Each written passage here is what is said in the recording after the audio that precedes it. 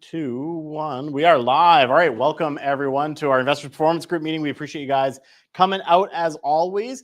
Every single month, our goal here is to provide you excellent speakers, excellent opportunities to learn more about how you can grow your investment, grow your wealth in the real estate area. And again, for those guys who are joining us online, thank you so much. We know you guys are going to take a lot away. So while you're at home, feel free to grab a drink, have some food, but grab your pen and paper and get ready to take some notes because we got some excellent speakers coming to you guys today. So I'm excited.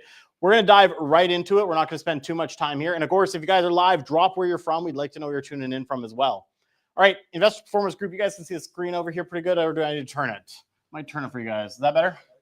There we go. Investors Performance Group is proudly brought to you by the Kelly Fry team. We are a full-service real estate investment team who has been operating in the Lower Mainland for about 13 years now, helping our clients build their portfolios locally here. We access all the best of the best that we can find, from mortgage brokers to inspectors to lawyers to accountants, anyone you need to grow your portfolios locally. And here's our agenda tonight. We're going to kick things off right away with the market update. What's happening in the market? It's the number one question I always get asked by everyone these days. Then we're going to do some case studies. What are our clients actually succeeding in the market in right now in the Lower Mainland? And then we're going to talk a little bit about social media. It's something we haven't really talked about, and how you as investors should be building brands as well, especially if you want to build large portfolios. You'd need to eventually tap into resources such as capital. Well, building a brand will help you guys do that online. And so I'll be covering that a little later. Then we have our guest speaker from Frame Living, Conor, coming out today. He is going to be going through a very unique way that you guys can maximize your properties, build cash flow, and still tap into Airbnb a little bit. I'm not going to talk much more about that. I'm going to let him explain it, but we'll dive into that. And then, of course, we've got a hot deal on the market. When I say we have found cash flow in the market again, cash flow is back, and I'm excited. Better than the one I showed last month. It just keeps getting better right now. So we're excited as investors to show you what is happening out there. And of course, we've talked about it before, but just so everyone knows, we have aligned ourselves with the Make-A-Wish Foundation. So we have a goal here to help fund a wish for a child who's dealing with, life-changing, life-threatening illnesses in Canada. And we had the opportunity to listen to a few children who have gone through this and had their wish granted. And it's a pretty powerful program that Make-A-Wish is doing. So it costs about $10,000 to grant one wish for one child. So our goal this year is to help grant a wish. And of course, every transaction that we do, we are donating a portion of our commission to the Make-A-Wish Foundation. So if you guys know anyone who's looking to buy, sell, or invest, if you refer them to us and they transact a deal, we will pay a portion of that to Make-A-Wish. And of course, if you want to help us reach our goal here as well, you can also scan this QR code and donate. Whatever you donate goes towards granting a wish. And that's Maddie right there. Maddie's an incredible young man. He's a teenager now, but when he was around 12 years old, I believe it was, he was diagnosed with a brain tumor. And they only gave him like a 3% chance of survival. And now he's going out there, and he got to pitch the opening pitch at a Blue Jays game. And listening to him speak, I think he's got a profession in public speaking soon. So he's phenomenal. And again, we always encourage engagement. So post your best photos, videos, and ahas throughout the night. Tag us on Facebook or Instagram at Kelly Fry Team. We'd love to see what you're taking away. What's the big ahas that you're learning tonight? With that being said, let's talk about what is happening in the market. What is going on? You're hearing a lot of stuff in the news. There's everything you can think of what's going wrong. And that's where we see opportunity in the market. There's an abundant listings and stable prices that are still not enough to drive April sales. We're going to take a look at a few key indicators here. We're going to look at inventory, because that is how much products actively available on the market today. We're going to look at sales, how many are actively being sold, and what that relation is when it comes to pricing in BC. Are we seeing upward trends on either, downward trends, and where are we seeing pricing going? So we're going to start off with the inventory. We got our three major demographics: Greater Vancouver, Fraser Valley, and Chilliwack District. And as you can see on the inventory side of things, throughout December, January, February, we've been in a steady curve upwards. We are having more and more listings hitting the market. There is so much choice that buyers can actually go negotiate deals right now. They can look at 10, 12, 13 properties, not have to offer on every single one of them, and actually make a decision on property that they really like.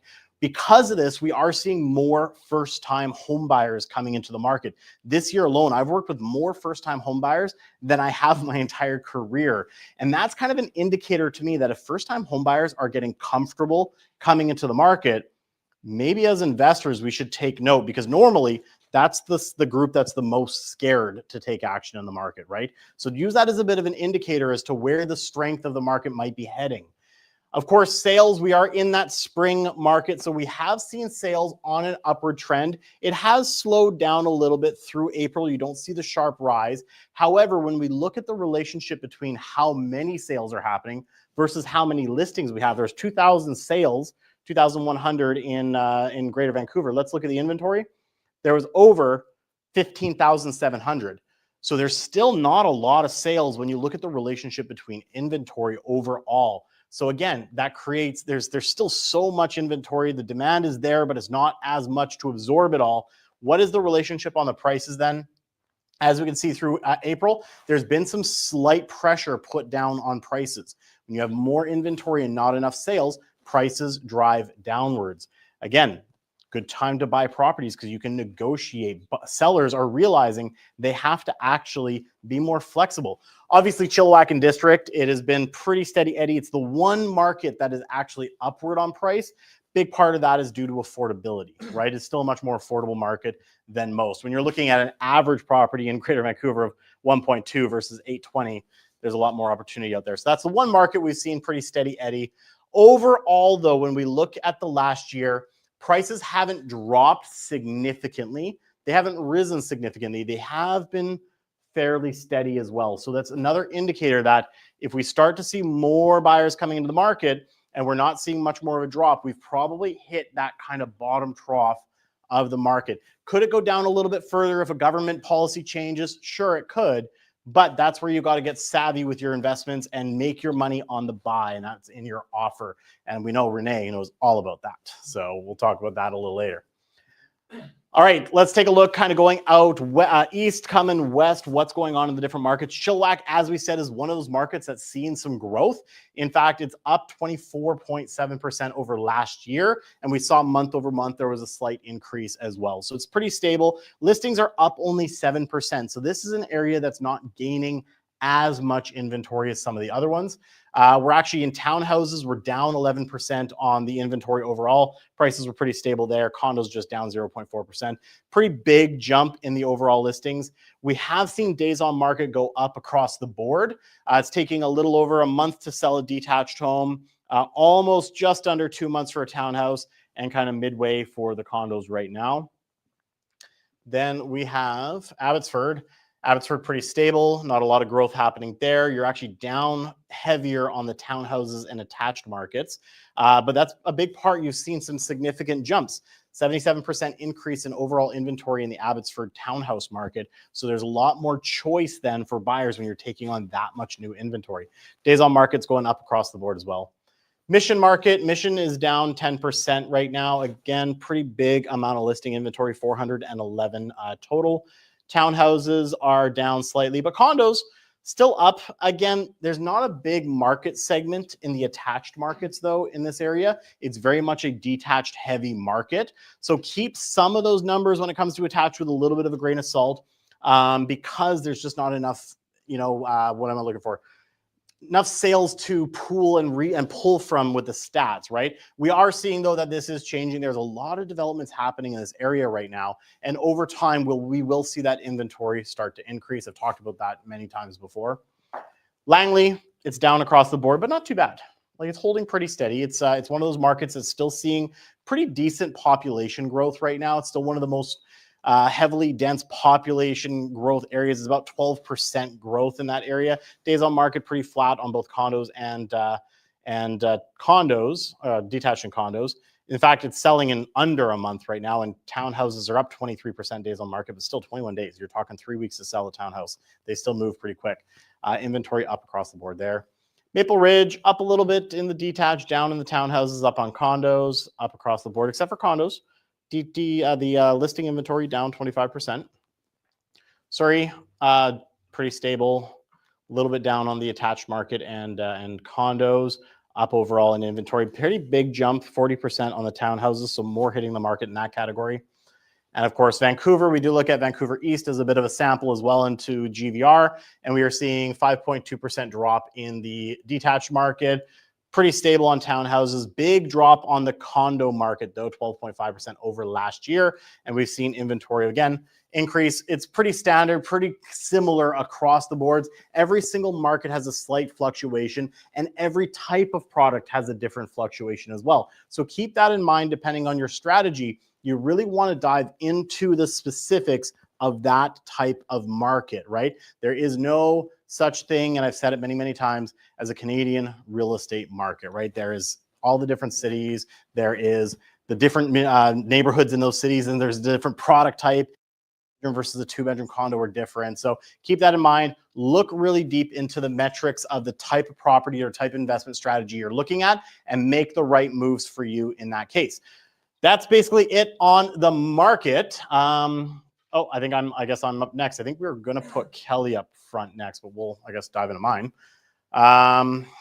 Okay. Sorry, it threw me off because I was planning on Kelly next, but my slides are out of order. So we'll go right into building an influence and build an online brand. So again, something that we're talking about, Kelly and I, we do a lot, obviously, as real estate agents online. We're really trying to build online brands. I've been pretty known for the last 8 years being very heavy on social media and building my brand, everything from YouTube to Instagram to podcasts, everything like that. And we realized, though, that a lot of investors are really trying to build bigger portfolios. A lot of people want to become full-time investors. And to do that, you also need to then build a brand. There's some really good ones out there. There's some great ones like the Bigger Pockets podcast and people out who've really done it. But the average investor is out saying, hey, Cameron, I want to learn how to raise money. And then I say, okay, great. Put yourself out there, educate, teach people. And they go, oh, I don't want to, I'm too afraid of social media. So my goal here today is give you some strategies. It's going to be pretty quick. It's going to be pretty rapid fire, but give you some ideas as to the importance of social media, give you a framework that you can build upon, and hopefully inspire you guys to go out, post some content on social media, and start experimenting and having fun with it. Because honestly, I have a lot of fun on social media, and just hearing the engagement that we get, it's great. So we're going to dive right in. And there's 3 ways that you can build your business as investors in real estate. There's prospecting based, there's personality based, and of course, the last one, marketing based. We're going to talk heavy on the marketing based today. But what are these 3 things? What do they mean? Well, prospecting based is like you got your headset on, you're cold calling, you're finding lists of people, and you're really going and hunting down that JV, capital. You're, hey, I've got an opportunity. Are you interested? Hey, I'd like to talk to you about the return that we can get on this property. You are grinding on the phones trying to get your JV capital. And there's a lot of investors who are very successful at this, right? They know how to raise capital. They know how to get on the phones and find that. I remember there was a point in time where we were helping Kelly and I, a client of ours that needed capital fast. And her and I were in the office basically calling everyone we knew trying to raise capital for them. We ended up raising, I think it was close to like $2 million, but she only needed like 260,000 because she kept shooting herself in the foot once we got someone. And we had to go raise more capital because they would turn it down after she spoke to them. But, that's what we're talking about. You're on the phone grinding, trying to raise that money. Personality based. A lot of investors out there go to networking events just like this, and you are just that kind of personality people want to work with. They're like, man, I really like your vibe. We're really gelling together. We're having a great conversation. I would love to do business with you. That's a personality based business. You're dynamic, you're charismatic, you got great personality. People want to work with you. And there's nothing wrong with that, but you definitely have to put a lot of time and effort into going to different events, meeting people. Kelly and I used to go to many different events, from Rain to Reag to any meetup that we could go to, trying to meet investors because social media wasn't a big thing back then. And then the last one is marketing based. This is what we're going to focus on today. This is either in addition to what you're already doing, going to networking events, being a prospecting based person, or this could become your main lead source if you really tap into it. And this is where you basically make people come to you. You're marketing, you're putting the content out. People are reaching back out to you because they want to work with you, right? So if you can master all 3, there is no possible way you won't dominate your business. But any one of these 3 can definitely carry your business forward. So here's the agenda for this talk today. We're going to understand the current online climate, so we understand why we need to do this. We're going to define and build your brand. We're going to talk about day trading attention. This is where it's going to get really nitty gritty, and I'm going to go a little quick, but we will give you guys the access to these slides. We're going to go through all that, talk about cask. You'll find out what that means in a bit, and then some equipment and tools for you guys to get started today. So social media is the place to be. Over 5.2 billion people are using social media worldwide as of 2024. That's a lot of people, right? We think about what the population of the world is. And this number is projected to increase by 6 billion by 2027. And with the emergence of trending videos, short form video platforms like YouTube and TikTok becoming a primary search engine for most people, this is just going to compound. As of last year, there was 1.6 billion active users on TikTok, 2.514 billion active on Instagram, 2 billion, or sorry, that's YouTube, 2 billion on Instagram, and over 3 billion active users on Facebook. Don't discount Facebook out yet. 3 billion active users is still pretty big. Everyone's focused on TikTok. Facebook still has some stuff to go. And YouTube, absolutely. We'll talk big on YouTube. I want to play you this little quick video. I'm probably going to jump around because it's like a 12-minute long video. But this is just basically showing you where attention has gone, right? And it's starting with, we're going to date back to 1993, kind of the birth of internet and websites, and which websites have dominated the most traffic. And it's very interesting to watch it as it plays out. So I'm going to play this quickly. We'll start at the beginning, and then we'll start kind of jumping around. So as you can see here, the biggest platform at the time was AOL with about 25 million monthly users. That's not even the population of Canada anymore, right? And that's worldwide users. And as you can see, you had several others. Apple was around, MTV, IMDb, I didn't realize was as old as it was. Like those who know what IMDb is, it's for like looking up movies and databases of who the actors were and stuff. As you can see, as we get into 1994, more people are jumping onto the web. You've got Amazon here now, and AOL continues to dominate. Notice one thing, in the conversations that we speak, we always talk about Google. Google doesn't exist right here. Google's not even a thing. And yet we talk about Googling things like it's part of our how we communicate with people. So I'm going to jump forward a few years. Let's go maybe right here. Let's see. 2007 now. Obviously, Google is at the top. I'm actually going to bring it back just a little bit. 2005, Yahoo was the most dominated platform, most engaged platform on the internet. Obviously, you see Google now coming up. But again, I was in high school at this point, right? Internet was we had high-speed internet by this point, and yet Google still wasn't the dominant factor. So this just goes to show how things change over time. A couple more things I'll point out about this time. 2006, Facebook is on the map. YouTube is on the map. Okay, MySpace. We're all going back to MySpace, right? Yeah? No? Okay. Twitter's on the map. Let's jump ahead here a little bit more. Now you can see Yahoo is on the decline, right? How often do we hear, I'm going to go Yahoo this? Again, 2014 doesn't seem like that long ago. That's just over 10 years ago. And yet how we've changed how we speak around social media and the web is massively different. Facebook and YouTube are almost at the same usage as Google. That's nuts, okay? I just want you to see, as we get towards the end here, where the biggest jumps are in terms of who dominates. Okay, we're in 2023. We're getting towards the end of the video. Over, 127 trillion active uses in Google in that month. 74 trillion for YouTube. Okay, this is monthly active users. Facebook's still the third largest. Instagram is about to take over Wikipedia at this point. We're heading into last year. So you can see as we look, this is the top 10. Google, YouTube, Facebook, Instagram, Twitter, X as it's now called. Amazon, WhatsApp. This one, and this one are all owned by one company. Who owns YouTube? Google, right? So when we think about where attention is, we got to look at the sites, and social media is one of those areas where it's taking over. ChatGPT on the list now at the end too. We'll talk a little bit about AI at the very end. Okay, so with that being said, I think I got to click on this thing here. There we go. Even with the world's social media, consumer attention continues to shift as platforms emerge. We've now seen that evidenced over the last 30 years that at one point, everyone was talking about MySpace. Everyone was using Yahoo as their main search engine, and it's changed. So while right now, TikTok is what everyone's talking about right now, tomorrow, a new app could emerge and all the attention could go there. So as marketers, it's important for us to know this because we need to make sure that we are able to shift and move to that next platform, learn it, understand it, and embrace it. Because if you don't, that's how you get left behind, right? Again, MySpace, when nobody talks about it, it's gone, right? I think they finally shut the actual thing down, I've heard maybe.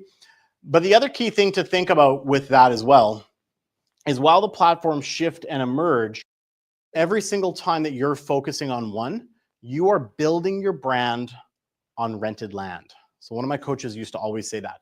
So just be aware that if you put so much effort into being solely focused, I'm only doing Instagram or I'm only going to do TikTok, at one point in time down the road, you could be huge and then it could be gone. So you need to learn that adaptability and move to shift into different platforms and understand how attention moves in this world. This is another one I wanted to show you here. This was a recent article that came out by Nielsen, done in 2025 this February. And this is the media distribution gauge for where people's attention are online streaming. Look who took over the #1 streaming service for video content, just like people watching for the sake of like just watching TV. This is streamed through TV network. Okay, this is not on phone. This is not anything to do with mobile. This is on TV. YouTube has 11.6% of that market share.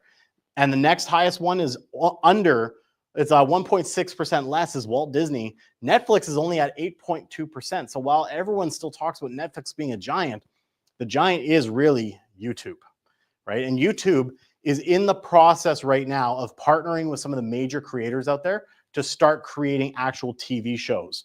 I'm a big fan of one creator named Michelle Carre. She does this thing called Challenge Accepted, where she goes and takes on the world's hardest jobs, and she runs them like it's a full-on documentary movie. And the production they put into these videos is incredible. So that's just going to continue as we shift the attention media into sources like YouTube. And it also allows for people like us to get onto these platforms, right? What's the chance of me being able to get a Walt Disney show? Pretty slim. But could I post stuff on YouTube and get discovered and become potentially famous, or at least an influence in my area? Absolutely, right? So that's where the power of social media is going to come in. So here's our 2025 media goals. First, we want to become an influencing brand in whatever we're trying to build, right? If we're investors, maybe it's raising capital, it's education. We want to create content that works, because for sure you can put some content out there and suddenly you get 2 views and you're like, well, that I spent 6 hours doing for nothing. It happens. It happens to me too. We figure out the production of content, how we can build raving fans. More importantly, how do we create community? And eventually get subscribers and grow potentially some monetary parts of this. I mean, you can actually get paid for social media. So what is your brand? Let's grab our pens and pencils. Let's start thinking about how we can create a brand. First and foremost, you actually have to have a brand, what you stand for as your base. You can't start earning money. You can't produce content. You can't have fans without understanding what your brand actually entails. Who are you? What is your target demographic? And what are you trying to get out into the world? Then you can start thinking about production, building content, building fans, and eventually earning money. First of all, your brand has to be honest. It has to be honest to you, right? Is it authentic? Can you actually live that brand? If you're pretending to be someone else, well, then you're just being an actor. Then maybe go try to apply for a Walt Disney show, right? Otherwise, people want to follow people that they trust. So be authentic, be honest who you are, be unique. What do you want to be known for? There's a lot of copycats out there, and you can build some fans doing that, but try to be unique. Show your personality, show who you are out there. Great brands solve problems, right? This is just marketing 101 at the end of the day, right? You figure out what a problem is and you have the solution that you're going to market. So are you an investor who cares, and can you solve their problem? Some people's problems might be that the return that they're earning in their bank accounts, their GICs, is just not going to help them for retirement. Maybe I can show you an investment where you can partner with me on a property where you can get a higher yield and then eventually put that towards your retirement solution, right? Brand has to be flexible. You have to match and all different types of individuals, right? Sometimes you're going to be raising money from someone who's looking for retirement. Maybe you're raising money from me and I just want to have some good income coming in and monthly income. So it depends on who you're trying to target, and you got to be flexible as you go. Can you sell your brand? Can you actually articulate what your brand sells? Are you excited about your brand? Are you passionate about your brand? And then let's build it. First thing first, to build your brand is start by Googling yourself right now. What are people actually saying online? What do you find online about you today? It's kind of one of those crazy things. You're like, hey, that picture of that party I went to, I didn't realize I was tagged on that. I should probably get that taken down because I don't want people to see that, right? So Google yourself, see what people are saying about you. Maybe there's an article that you didn't realize is out there that mentions you. Maybe it's a good article, right? You can be like, hey, I can leverage this. Ask 10 of your closest friends or family 1 word or 3 words to describe descriptive words about you. So maybe that's how you can also build your brand, right? What are people saying? Are you trustworthy, reliable, determined? That can all be part of who you are as a brand, right? So this is a really fun one, actually. I've done this several times. And you just ask 10 different people, what are 3 words? And you will start to see some ones that actually start to overlap very similarly. Sometimes we need to do some brand repair and maintenance. This is what I talked about, right? You see that that party that you're like, probably don't want that. Maybe I should remove myself off that tag or take it off my own social media. And especially if anyone's younger who's watching this and you're applying for a job, just be aware that the employers will Google you. We have turned down a few people because I looked at it and I go, oh, if anyone joins our team and then they Google that person, they're going to see some pretty bad stuff. So got to do some brand repair and maintenance. Set yourself some comment goals. Are you engaging with people in your audience? Set a goal to make sure you're commenting on other people's content. I think this is the biggest thing most people miss is they're so focused on creating content, but they're not engaging with others, right? You see a friend, family, or someone you want to raise capital from, they post something, maybe it's their birthday, or maybe it's a wedding they're at. Go leave a good comment about it, right? Like, oh my God, that looks so much like it looks so, blah, blah. That looked like so much fun. Add something that they feel like you actually put some time and effort into care, because that's how you start to engage and build that reputation online. Set yourself some review and testimonial goals as well. So set yourself up on, like, let's say Google or something, so you can actually get testimonials. Set yourself a target that you're going out and getting people to give you reviews, because when they Google you, that's a good thing if you got high Google reviews. And what is your brand influence? So what problem does your brand solve? So really identify that. I think Conor's probably really identified that. He's going to be talking about what he's solved today. Who is your audience? Do you have validity in the content you're creating? Are you entertaining, right? People typically, when we're online, we're like doing this, right? Just like swipe, swipe, swipe, and then we stop because something catches our attention and we kind of laugh for about 30 seconds and then we move on to the next one. We do have to have ways that we capture. So you might need to be 10 times your normal self a little bit just to create a little bit of that entertaining aspect. We've been definitely diving into the entertaining stuff. If you check out Kelly Fry Team on Instagram, thanks to Jury, we've been having some fun with our social media. We had this one video that we're all spinning around in a chair introducing the different roles on our team, right? It was a quirky, fun trend that was happening. And it's been one of our most watched videos in the last, I'd say, 3 or 4 months. Are you training people? Are you educating? Are you motivating? And are you a character in a story that they want to follow? We follow people because we want to see what's going on in their life. They become a character for us, right? So you can be that character for people. There's a couple that do a lot of investment content, Mel and Dave. I'm sure some of you guys may have heard of them. They're on TikTok. They're on Instagram. Honestly, whenever they come up, one, I'm always entertained because they're telling stories of landlord issues they're dealing with or property this, property that. But they're doing it in a fun way that I'm actually engaged the whole way. So they've really learned how to leverage social media to build their investor brand. Now, if you want to start to really understand and learn how this is done at the highest level and see how you can identify what people are doing online that you can kind of learn from, I wouldn't say copy because the production value is crazy. I'd recommend looking up Jimmy Donaldson, aka Mr. Beast. So Mr. Beast is the most subscribed to individual on the planet. I just looked at yesterday when we were putting this together. He's at 394 million subscribers. And in an interview recently, he said he's barely even hit the Indian community, like the Indian country yet. Like he's known there, but he doesn't have a lot of subscribers there. Could you imagine with a population of like India and China, they don't even let people on YouTube. Can you imagine if that opened up what someone like his subscriber count could go to? He's currently got over 82.5 billion views on just his main channel. And he's got about 17 or 18 different channels through different languages. He reproduces it in different languages, puts it out there. I would recommend, if you want to learn more about how he talks about capturing attention, he did an interview with Joe Rogan, really good interview where he talks about understanding content creation and how to make engaging content.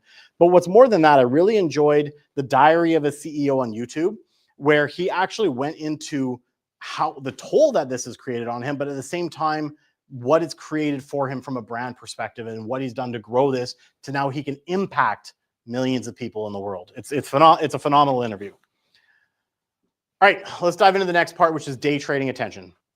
So this is actually creating a framework on how you can capture people's attention. At the end of the day, while we're here to talk about real estate, the number one asset in the world is no longer real estate. It's people's attention, right? If you can grab people's attention and you can then sell to them, you can be unstoppable. You can raise capital and buy as much real estate as you want. If you're in a sales-based business, you can sell as much product, as much service as you possibly want. But the number one thing is learning as a marketer how to gain the attention of people. And the number one person I always turn to for this is Gary Vaynerchuk. Gary V is, in my opinion, one of the best out there when it comes to learning the day trading attention. In fact, that's the name of his book. I've been reading it and learning from it, and it's intense. It's like, it's a, I would say, college level, what's the word, like textbook on how to do social media at the highest level. He works with brands like Coca-Cola, Mr. Peanut. He does all of their social media campaigns. He, in the Super Bowl, has now been the point where I think last Super Bowl, I could be wrong on this, but I think he got 3 out of the spots for the Super Bowl commercials for his company. That's huge, because it means you got to pay millions of dollars to get the spot, and then production and millions of dollars for the companies that he was able to get in. So day trading attention is his thesis. This is what he has really dived into and understands. It's a skill that you need to learn to master in today's advertising landscape. It's the process of understanding what attention is at the end of the day and where it's underpriced, right? So emerging platforms, typically it's underpriced, and that's where you see, like, how many people became famous getting onto TikTok. It's crazy, right? There's so many famous TikTokers, but they weren't famous before 2021, right? It's because they learned that that platform was where they were going to excel at, and it was underpriced attention at the time. Today's mass consumer attention sits across a handful of social media platforms, right? There's Facebook, Instagram, Snapchat's actually kind of getting busy again, TikTok, X. A lot of people going on X. I've been even trying to build on Threads even, which is like Instagram's like attention for TikTok or Twitter, I mean. So this is why social media can be one of the best places to capture underpriced attention. And we're going to talk about the TikTokification of social media. So when you had Instagram before, it was photos. Facebook was like adding friends and making posts. Twitter was mostly text at the end of the day, maybe some photos. TikTok came out with really blowing up short form video. And the TikTokification is now the classification of what every single social media platform is trying to accomplish. The way in which these platforms function is also shifted, where social media algorithms used to be on the social graph. So if I followed Conor, I would see what Conor posts. Conor would then follow Renee. Renee would see what Conor posts, but I don't see what Renee posts because I don't follow him. So it was the social graph. You saw the people, and the only time I would see anything of Renee's is if Conor posted it to his saying, hey, check this out. That's how social media was done before. But with TikTok, everything's transitioned to the interest graph. And so the interest graph now says you're seeing the stuff you're interested in. You go on TikTok and suddenly it's going to start feeding you content. Maybe if you're scrolling and engaging with real estate, it's going to engage you with real estate content. Maybe you're interested in golf, cooking, jazz. You'll see more content with people you don't even follow, but it's telling you exactly what you're interested in based on how you've engaged. So we're now on the interest graph. So for those who don't know, this is Kabi Lame. He's one of the world's most followed TikTokers, and he built a brand presence without even talking. Everything was like, he'd see some crazy thing that someone would do, like let's say how to crack an egg, and they're doing these fancy thing, and he would literally go, crack, open, huh, that was easy, right? Build a huge following. And because of that, he got discovered through the things like the For You content, right? People started engaging with the content. It fed it out to more people. More people got interested. He grew. The interest graph doesn't care about how many followers you have. It cares about your ability to make strong, engaging content. That's what's the most important. The content, the actual stuff you put out is more important now than how many followers you have. And it's not just TikTok, right? The TikTokification of social media. Instagram has Reels. Twitter has a new video feed, For You video feed. Snapchat launched Spotlight. YouTube has Shorts now. YouTube used to dominate long form. Now they've got Shorts. And even LinkedIn is now experimenting with video content similar to a For You page or a Reel page. So everything is moving this direction and focusing on the interest graph. So what does this mean? For the first time ever, the creative is the variable for success. Thanks to this phenomenon, you no longer need a huge following. And whether you have 10,000 or 10 million followers, whoever understands how to make the best content is going to win, right? Gary Vee talks about it quite a bit. He goes, listen, I got like over 2 million followers on TikTok. He goes, I posted this one piece of content. I got 5,000 views. He goes, you think with 2 million people who follow me, I would have 2 million views. He goes, then I posted another piece of content. It had over 7 million views. So the content itself is the variable to success now. So the framework can be broken down into 6 core variables. This is how we're going to build your framework on how we think about social media marketing. One is cohort development, so defining who you actually want to reach. Next is platforms and cultures, the new requirement for your advertising knowledge. Then 3 is strategic organic content. This is what good modern advertising actually looks like. Amplification, spending against what's working, not wasting a penny. A lot of people will put money against ads and boosting posts that have 0 engagement because they think it's good. Instead, this framework will teach you how to let the creative dictate where you spend money in your marketing. 5 is videos people want to watch, creating modern day commercials. And then lastly is your post creative strategy, listening and to what the actual consumers are saying and gathering insights based on what you've posted. So quickly, we're going to fly through this pretty quick because it's pretty high level, but again, it gives you the framework you needed to get started. So what is a cohort?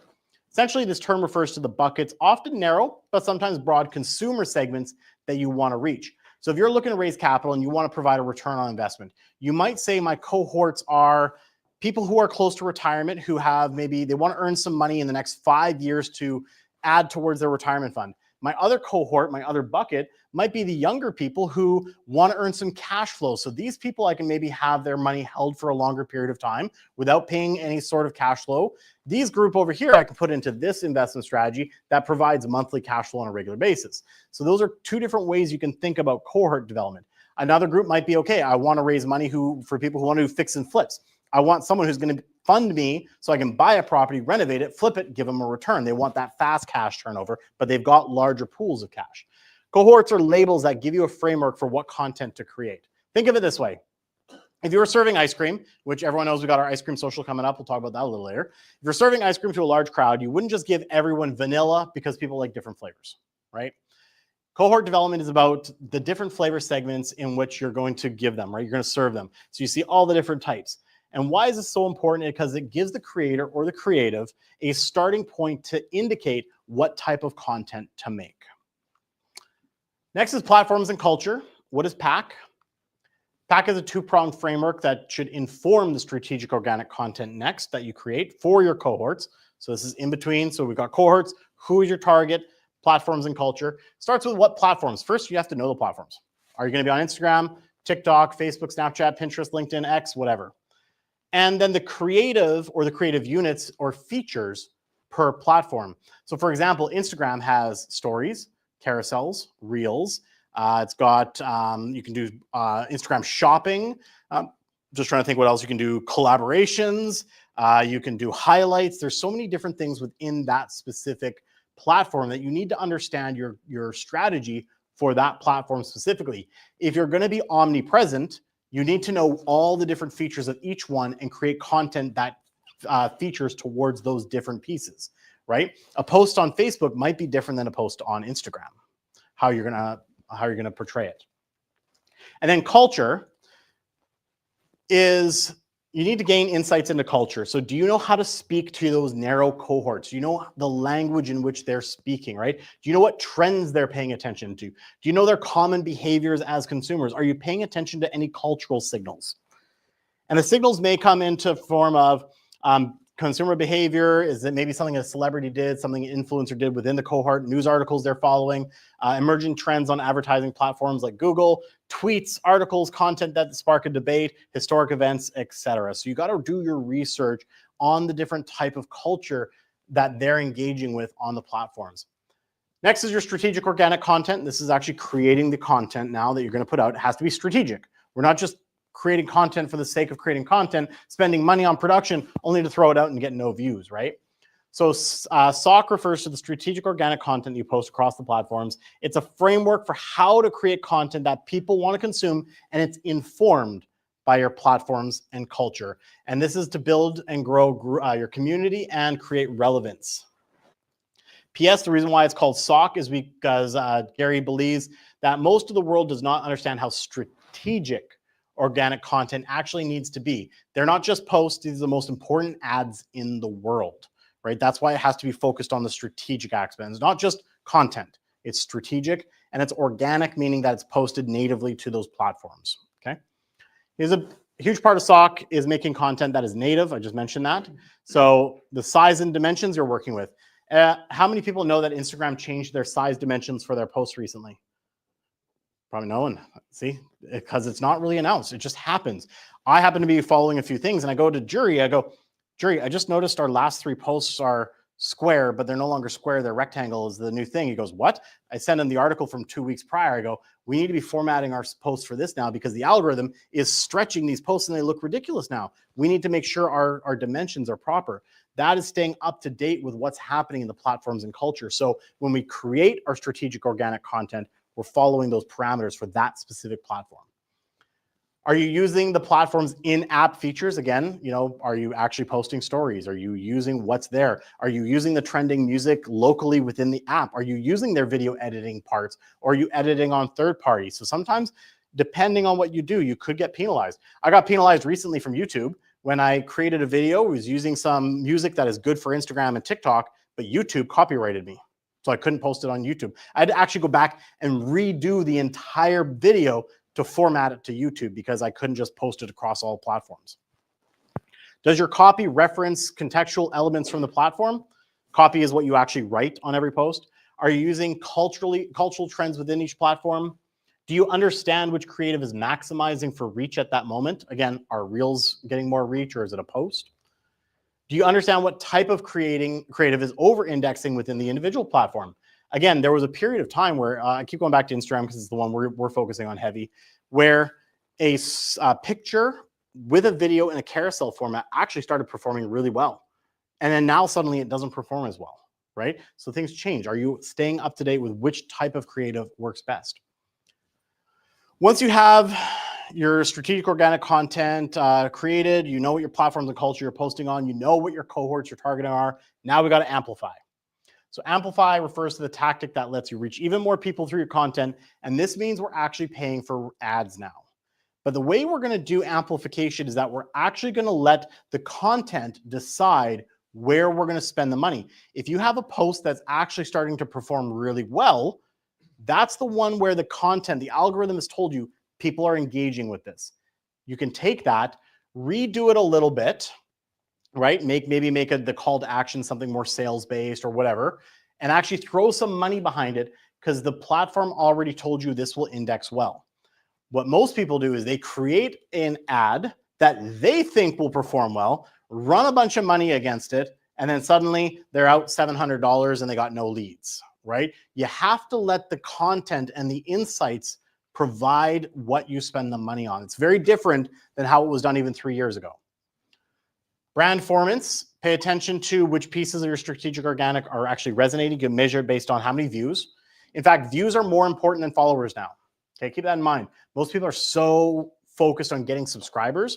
Again, the way the algorithms work, you can get a viral video with 0 subscribers if the content is good enough. So the goal should be getting views on your videos compared to what your average is. The type of engagement you get, are you getting comments, shares, saves, anything like that? How many sales you get organically, etc. So you can take that overperforming piece of content, add some sales-focused elements, run it as an ad with some slight tweaks since you know the content's already been validated. And since the content is already did well when you post it organically, you'll have proof that it'll work when you run it as an ad, mitigating your risk of wasting money. In our business, we can be wasting a ton of money marketing trying to raise money. This is a way that you can cut that cost, that mitigation. This process is called brand formants.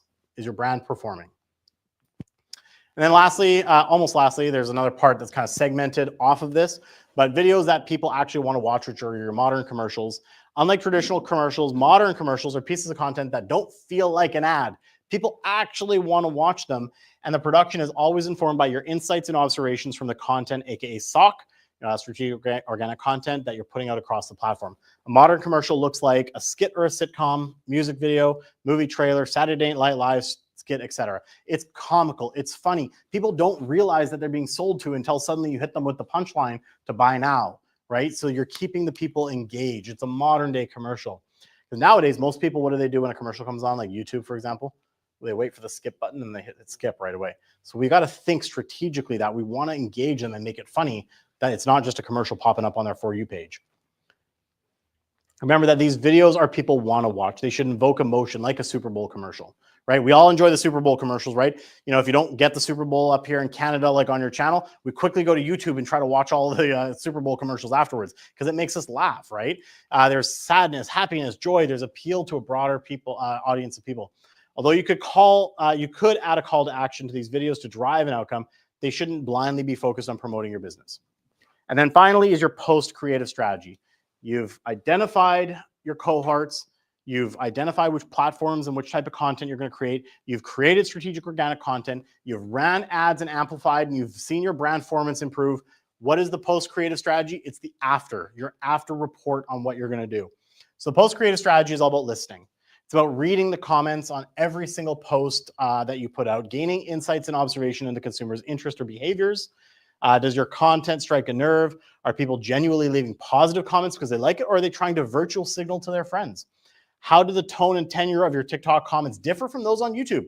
I could post a similar piece of content on 2 different platforms, and in one I go, oh, these bloody investors are always just trying to, make us poor by, taking all our land, and then another one over here is, oh my God, it's a great time to invest. I really would like to learn more. Can you tell me about how to do this here?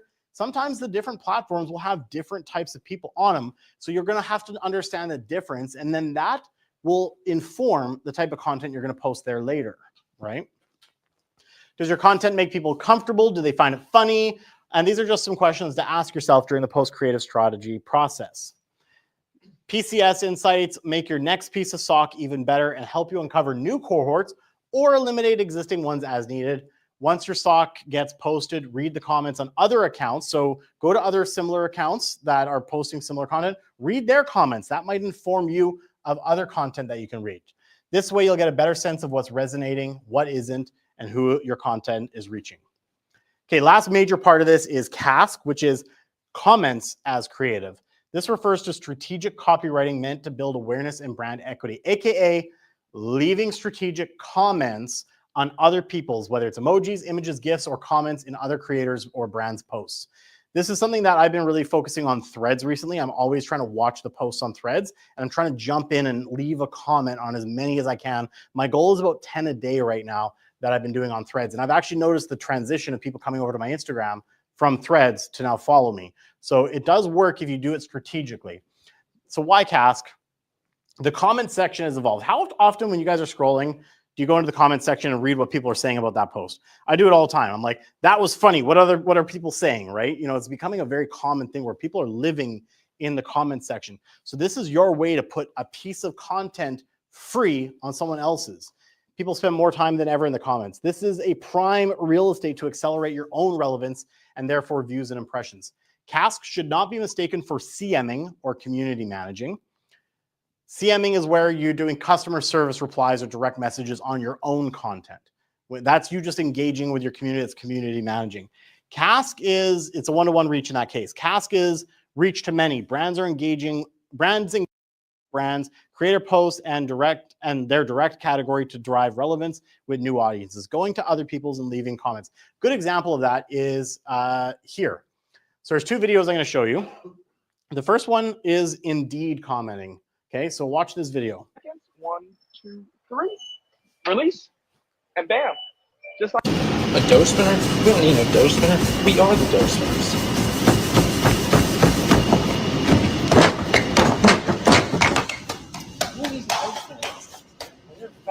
So this was a video that was going viral. And Indeed jumped in and said, hello, you dropped this, and had a crown emoji. Humorous, right? People are noticing the amount of engagement. Indeed had 64,700 likes on that comment on that video. So 64,700 people actually said, that was funny, Indeed. I'm going to give you a like. And I'm sure there was a lot of comments afterwards. Okay, so that's an example of CASK in action. Another one here, it's a mother and daughter. They're eating Sonic. Are you best friends with someone else? She says, are you best friends with someone else? Before I was born. Yes, you were. And she goes, yes, you were. Mom's laughing. You were Alexis's friend. And she goes, mm-hmm. And then she goes, oh my God. Like her face is like, what? You were friends with before someone with me? Sonic says, how dare you have a bestie before her? And it got 162,000 likes and 71 replies. So now Sonic is showing relevance by commenting on someone's random video that's going viral, right? They're actually saying, hey, this person's eating Sonic in their car. We can be relevant to this video, even though we're not tagged, and get people engaging with us. That's Cask in action. So the thesis of day trading attention is simple. Figure out where the underpriced attention is and learn how to effectively storytell in those places. But as Gary always says, you can't just read about doing push-ups. Execution is the game, and that is the hard part. You actually have to do this. You have to execute. You can't build muscles without doing the reps. So where do you get ideas? Well, a really simple one is answerthepublic.com. You can literally type in there like Vancouver real estate, and it'll literally give you a wheel with like 40 different questions that people are asking. Why Vancouver real estate is expensive. When will the real estate market crash in Vancouver, right? These are all questions that you could literally create content. People are Googling. This is pulled from Google searches. You could actually go to this site and figure out what people are Googling and answer their questions on social. A couple things you need to get started. It's really simple. Everyone thinks you need a large production company to do this. You don't. Everyone has a high-end camera nowadays in their pocket. Okay, this is my high-end camera. I make most of my content with this. Right, I don't need like a mirrorless DSLR or anything like that. This shoots in 4K. It has wide angle. It has all of this. You've got it all in your pocket. Everyone's probably got a phone that can shoot good enough content. Need a simple tripod. I picked that one up from Best Buy. That's doing the live stream right now for about like $40 from Best Buy. It doesn't have to be an expensive tripod. Lighting, you can pick up some nice little lighting just to make sure your lighting looks good. The simple ring light works. Microphones, that's this right here, the Rode Wireless Go mic. Good to have clear audio. People will tend to swipe away more if there's less clear audio than they will how it looks. So make sure you have nice clear audio. And if anyone's interested, I have put a list together of equipment that can help you get started. You can buy all of this stuff for under $1,000. If I did my math correctly, it might be like $1,100. To get you started, that's your entire investment. And boom, you've got an entire studio for very cheap. So you can scan that. It goes to an Amazon store and you can just order whichever pieces you want. I'll leave that there for a second. Good. All right. Content creation tips and tricks. Schedule your weekly content days. You know, it's very easy to suddenly stop creating content. You get busy, put it in your schedule. Batch shoot content, which means shooting multiple videos in one sitting. Shoot long form videos for YouTube and Facebook, and then use those long forms that you strategically plan points where you can cut it up into smaller, more short form content, right? And tailor your post to the specific platforms and post natively. Online tools and apps that I use all the time is CapCut, Canva, and ChatGPT. ChatGPT does all my scripts now. So I say, hey, I want to do a video on this. Make me a script for this. It's going to be this long, da-da-da. I had a video that I'm getting a lot of like attention right now on a luxury property. I did a walkthrough. The entire thing was scripted from ChatGPT. I just read the script on my voiceover. So I didn't have to think about it. I edited through CapCut, and then I use Canva for when I'm doing like thumbnails and all that stuff. Is there any questions about social media and why as investors it's good for us to start building a brand? Nope. Anything online?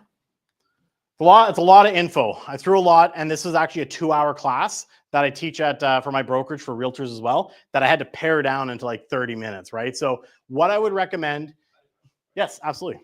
Do you find value in creating, let's say, for example, if you're a realtor and you're one person, do you find this value in creating a separate business account or your own personal account? So there's a couple different trains of thoughts on that one. My personal thought process is, at the end of the day, that's a lot to manage. And I'm really busy. So my thought process is I'm going to post both personal stuff to show I'm a human being and business on the same account, right? So I have a mixture of it. People do want to see your personal stuff, right? Not that I want to use this necessarily, but it is a good example, I guess, is I posted a video about that luxury property tour, and then Mother's Day, I posted like an honor to my mother who passed away a couple of years ago. So I still will post that content to show at the end of the day, when you work with me, this is my human side as well. So that all forms your brand at the end of the day. Do you run your personal Instagram, like a business with like analytics or anything like that, like, Yep. like business analytics. So it's still your business Mhm. page, but you run it as a personal, like sole proprietor. Yeah, I run it under the creative. There's like 3 different kinds. You can do personal, business, or creator. I do the creator side because it still gives you almost as much insights as the business, but it unlocks all of the creator music all the trending music that you have. The business has the corporate music and it's really boring and it doesn't actually get, yeah. There's 3 different kinds. Yeah, absolutely. So I operate everything under the creator account for Instagram, specifically because I have insights. They're enough for me to analyze and figure out my next piece of content, as well as it gives me all that stuff. And then I just post my personal stuff on it. I don't really look at the insights on my personal, it is what it is. I focus on the ones where I'm specifically creating for, brand attention. So. And then once you've kind of identified like maybe like the demographic, what's kind of your go-to-market strategy? Do you still keep your like do you narrow in those posts to that demographic, or do you keep it a wider approach to like say your demographic was 30 to 35? Are you looking to increase your demographic from like 18 to 45, or do you try to just nail the 30 to 35? For me, I'm pretty broad. So sometimes I got content that is skewing for older groups. I got other ones that skew really, like the one where we were spinning around on a chair looking like a bunch of goofs. Obviously, it's going to hit the younger demographics, but it performed really well. For me, it's more the type of client I'm looking for. So as a realtor, I post content about like buying and selling real estate. As an investor, I'm posting content to engage with people who are interested in investing. And then I also post some stuff about like landlording once in a while, and as well just education for realtors, because I'm in a lot of mentorship roles. So I try to target the people from the demographic of what they're looking for personally, not so much their age range personally. But again, it depends. Like if you are finding that your ideal client is a certain age group that you are specifically targeting, then yeah, you'd use your insight to say, okay, we are getting more and more viewers in this range. We should create content. The ones that they're engaging with is more like this. Let's create more and double down on that type of content, right? So your insights will be very, like, you really dive into that. You can really start to see so many different metrics, right? And a good example is if you see a video where your average views are higher, like it'll actually show you your typical versus your average. Figure out what worked, why that one worked, kind of look at it, really analyze it, see how you can recreate it if you can, right? If it's a specific trend, it's a specific trend. But yeah. Well, for me and my stuff, we typically try to, we could say 3 good views from say 3 potential customers or clients is more valuable than maybe 10,000 views from like 15-year-olds who may not be relevant to the product, but yes, it's still a trend. Yeah. But I think it goes to farming those leads, you could say. Yeah. Well, and eventually we'll buy homes, for example. There's that. And 2, like sometimes if you're like, okay, I don't want the big views because, they might not be my target audience. The more views you get, the more the algorithm will push it out to potential people who might be in your demographic as well, right? So thinking about the organic content that actually performs could say, okay, yeah, we hit 10,000 views and let's say 9,000 of them were not our target, but what if 1,000 were, right? What if 1,000 were in that age demographic versus if we got 500 views and 450 of them were not in our demographic, but 50 were. You've got a broader reach then at that point, right? So. And you track all that, are you casting that on a call to action more basis? So most of the call to actions that I'm focusing on right now, and as I'm like diving in, I'm still taking tons of courses myself on this. I'm focusing on engagement-based call to actions. Yeah. Share this video with someone who should learn this. Comment below, because then it reaches out. Then the people who actually want your service, they'll actually then reach out, but you're getting it more eyes, right? They'll DM you, they'll call you, click on your link, your email, what have you. Every once in a while, I will put one like, call me now for this, but I do find that call to action tends to underperform for me. Yeah. Whereas you do a call to action engagement based, you'll actually get more reach, and then that eventually will lead to more sales. So yeah, exactly. And I will say that everything that you do on social supports everything else you're doing as well, right? So if you're out there at a networking event speaking, and then they go and follow you on social media, they might not have purchased with you at that day you're speaking today, but now they're following you, seeing more of the stuff you're educating and doing, then that could be a later sale too, right? So, a big thing for the realtors, let's say, I always tell them, a lot of people say, I'm going to do all my sales through real estate for social media, and they're just putting content. but they're not backing it up with other lead generating strategies. Yeah. And then they're sitting there saying, okay, I've got 50,000 subscribers, but I had 14 sales, right? Versus I got 30, I just hit 3,200 like followers. I've been doing this for 8 years. I'm not viral, but I've actually had transactions come from it. Yeah. But there's one where I called a for sale by owner that I was going to meet with. And she goes, oh, I saw this video on your Instagram before you came and met with me. And I like what you had to say there. So she wasn't a follower. She didn't see my content, but through Google, she actually converted and the sale was much easier to convert her, right? So yeah. That's exactly it. How many touch points? That's exactly it. Yeah, absolutely. Awesome. Any other questions? Okay, cool. Well, I hope you guys took something from this. Again, it's a little different than what we normally talk, but we thought it's relevant to today's society. Attention is the #1 asset out there. It's no longer a debate if you should be online, you need to be online, right? Create a brand that consumers want to follow, create entertaining and educating consistent content, engage with your customers where they are, be a micro influencer in your community. You don't have to be a big influence, but influence your community at the end of the day. And that is it for me. So thank you guys so much for listening. We are going to move on to our case studies with Kelly Fry. So Kelly and I have been out there like crazy doing tons of different deals out there with buyers of all sorts, but we've really find that the investment community is starting to get some good deals out there. Kelly's going to highlight 3 that she's recently done that show what you can get out there in today's market and not have to be scared with all the stuff that's going on in the media. So that being said, that is yours. I'm going to turn my mic off and turn it to you. For those of you who don't know, Cameron and I were known as the investment realtors in Vancouver. We had sort of no competition for a decade, really. And then the government hit us with all these interest rate hikes, capital gains, tax increasing, Airbnb ban. And before you know it, the investment market dried right up and we had to learn how to become regular realtors. But it's exciting to know that we're starting to see some traction right now. We've got interest rates coming down, we've got prices coming down, and investors are starting to come back to the market. But the biggest opportunity that I see in the market is distressed assignment sales. So people are walking away from large portions of their deposits. I'm going to show you some examples. So in this first case, this is a pre-sale condo project in Langley City. It's called the Unity. It's a 9-minute walk from the future SkyTrain.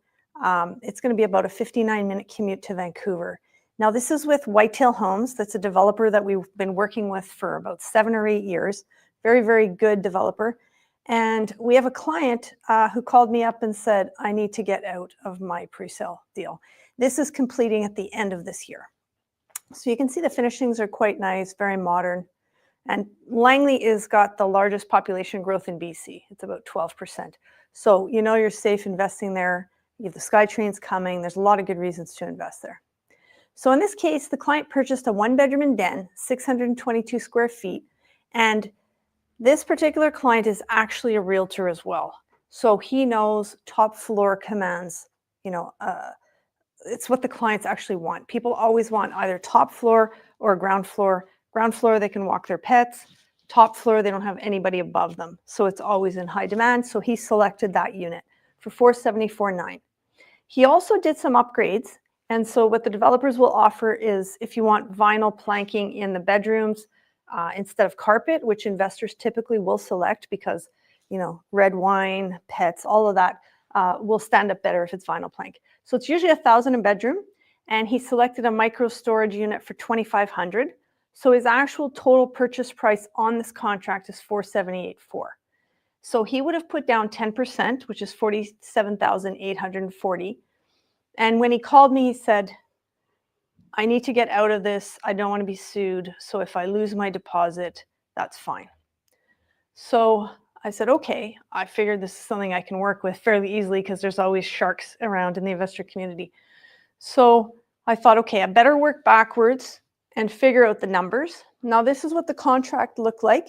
So he would have signed this contract June 24th, 2023, just so that you can see, we blacked out the names and you can see that his price before upgrades was what I said. And then when I put it out, we have a large database, put it out. Actually, Vlad here recommended the deal to someone he knows at work because he knew he was looking for an opportunity and he realized this was a good deal. So that individual who he referred went to a realtor, and the realtor called me and brought me an offer right away. So that was great. Many realtors don't know how to handle an assignment of a contract because basically this buyer is buying the rights to this contract. So this is what an assignment offer looks like actually on our standard forms. And so, you know, it lays out the date of the contract, the purchase price, the deposit, all of this, and the assignment fee in this deal. Because Cameron and I have sold a lot of pre-sales over the years, we have what's called priority access. So our clients get in early, they get in at the best prices, and they quite often will have promotional things like a low assignment fee. And then over here, it shows the breakdown of the assignment amount. And when you look on this line here, you'll see 440. And that's the offer price that I was able to get for him. And here you'll see in the balance of assignment amount, it's minus 34,800. So that's the loss that we're looking at on the calculation of these numbers. And so I just wanted to show you how it plays out in the paperwork, basically. So in terms of working backward, when he said, I don't mind if I lose my deposit, I assumed he didn't want to have to inject cash as well. So I said, his assignment fee to the developer is going to be at least close to 1,000 plus GST. So let's put in 1,050. Or sorry, for the developer, it was 1,050. For the lawyer, I figured it was 750 plus GST. Now, when we're marketing these things on MLS or to other realtors, we want to pay at least the standard commission, if not more, to attract the agents to bring their buyers, because there are about 19,000 realtors in the Lower Mainland, and you know they're starving right now. So we want to pay them well, and then we take a discounted listing commission because this client bought this property from us. But there is a fair amount involved in getting this sale done. So the total cost to the client would be $12,677. And so if you look at what his deposit was, minus that cost, to me, that was a $35,000 loss he'd be taking. So when I did the calculation, I figured his break-even point was just about $440,000. So when I put the MailChimp out with the promo, I put it at $444. Think, okay, we have a little buffer. And sure enough, the offer came in at $440. I said, oh my God, we made it. So it was a win-win. The buyer got a great deal. The seller, who's the assignor, was prepared to lose the money, because what happens if you don't complete on a pre-sale assignment is that you can be sued for the shortfall. When the developer goes out, puts it to market, if the market's fallen and it's now $50,000 lower, you're going to have to cover that shortfall, as well as the realtor fees, as well as the legal fees to come after you. So you don't want to be in that position. So yeah, it solved the seller's stress, and that was a great deal. Now, this is another one, very, very interesting one in the Flamingo. I did not sell the deal to this client in the Flamingo, but he called me up and asked for help on this one. This is a gorgeous building in Surrey. It's over 300 condos in this tower. I think it's like 330. He has a contract at $522,900. The previous building in the Unity was like a 6-story building, wood frame. This is a concrete tower with commercial on the bottom. So again, a 1-bedroom and den, this time 541 square feet with a balcony, steps away from the future UBC campus. This is what it looks like inside. So it's, you know, a great location. Surrey is really, really fast growth market as well. So I was given the floor plan, and then the disclosure statement, and then his original contract here. Now, he actually put down $105,000 on this deal. This is a live deal that I'm marketing right now, and he is willing to lose a significant amount on this contract. So right now, we've marketed it at $470,000, which would result in a $52,000 loss, plus again, his commissions, legal, assignment. He's looking at losing at least $60,000 on a $105,000 deposit. So if he can get $470,000, he will recover $44,000 of his $105,000. Alternatively, if he can't get more than that, like there's still room, but he's hoping to get as much as he can. This is completing in 1 month from now. So time is ticking. So he's offered 2 options. He will leave his money in with a joint venture partner who can get the mortgage and wants to close. He's just asking that they pay the GST and property transfer costs. That's one option. Or 2, this was supposed to be changed to $470,000, but he'll also allow a buyer to buy it at a deep discount or any reasonable offer at this point. Now we move to number 3. Fantastic recent deal. An estate sale, 4-bedroom, 4-bath, built in 1980, 2,146 square feet on an 11,000 square foot lot, which is substantial. Now the tax assessment on this deal was 1.489. The home also has a separate entry which offers the potential for a suite or a 1-bedroom suite or a 4th bedroom. So you can see the inside of the home. I love that purple. It's fantastic. I hope the buyer maintains it. This here is the suite, and you'll notice that there's a fridge and a microwave sink, but there is no stove. So this is the history on the property. And if you go all the way back, you'll see in April of last year, it started at 1,525. By August, it went to 1,475. Then it finally went down to 1,450, and then up to 1,425, and then 1,398, 1,348 by the fall approaching Christmas. And then by January, we went to 1,298, 1,248, and then finally by March, 1,225. So you can see the decline in the list price here that was happening. So list price was 1,225. Days on market was from April 2024 until May 8th, 2025. The offer price that our clients put in was at 1,150. The sellers countered at 1,175. We accepted because it was already a ridiculous deal, right? And then we negotiated $20,000 credit after the inspection. They accepted. So actually the final offer price is, it's an error here, but it's 1,155. It's not me that's the winner in this one, it's the client. But I call this the unicorn deal. So, yeah. Considering the average sale price in Langley is up around like 1.7 million. So it's a pretty low considering the average in the market, right? So, and then of course below tax assessment as well. Yeah. All right. I tell every realtor, you're not going to believe this deal was 300,000 below, and nobody can believe it when I tell them. So those are just a few examples of what's happening out in the market right now that investors are taking part of. So feel free to give a round of applause to Kelly for that. I said, I'm like, we got to start highlighting because we have investors who are taking advantage and getting great deals out there. So we got to start highlighting because for years, investors were getting absolutely annihilated in the market. 2020, 2021 was one of the hardest investment markets that I had looked in. Everyone goes, oh, it's the investors that are spending money like crazy. No, they weren't. Everyone was running their numbers and going, I can't afford it. It was the emotional buyers who were driving those prices up. Someone who needed to live in a home who lost 3 or 4 times. The investors weren't going, yeah, I'm comfortable paying $500,000 over this and having a native cash flow of like $3,000. No. So now we're finally in a market where investors are starting to win. And that's why we wanted to highlight some of these deals out here. So we're super excited that this market is back.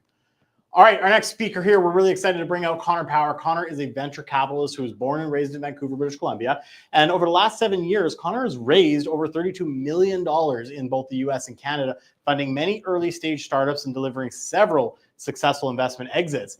The majority of his investments are focused on health and wellness, consumer goods, online marketplace, and technology. And he's going to be sharing with you guys what he started doing with Frame. And it's actually really cool. We had a great conversation, just seeing what he's doing and hearing the story about where the idea came from was also very inspiring. So without further ado, I'm going to bring up Conor. Welcome to our stage. And Kelly walked away with my mic, so I got to steal that back. And I'm going to give that to you there if you just want to clip that on. Sure. And I'll hand this over to you. I'm going to have to check your storefront, make sure I got the right gear going. There you go. Yeah. Perfect. Wow. So, and welcome. Thank you. Appreciate you coming out. Of course, yeah. So this just goes you bet to the side. There, gotcha. Yeah, well, first and foremost, thanks for having me. Cameron, that was amazing on the social stand front. Someone who's kind of grown up in that era. He's covered all his bases on that. So it's true. I mean, in my space of launching companies and stuff like that, we've utilized social media through all of those. I don't think it would be anywhere where they are today without it. So it's definitely something to bring on. It's a bit of a daunting task. I can say that, like, people putting themselves out there is kind of, we're kind of taught as we're younger not to, like, be so showy and show yourself. And it's kind of the opposite of that. But if you're providing value and education, you should be proud of what you're showing, right? And the market will tell you if you know what you're talking about or not. And thanks, Kelly, for that as well. It's wish I knew where you guys were a few years ago. I had a few pre-sales as well. I know the market on that. Would you say most of that came from just people not being able to get the mortgages at the interest rates, and then didn't want, like, their cash flow cap rate kind of changes? Is that what you're seeing? Some of it is job losses and different reasons, and some of it is just speculation gone wrong. Fair enough. Yeah, as that happens.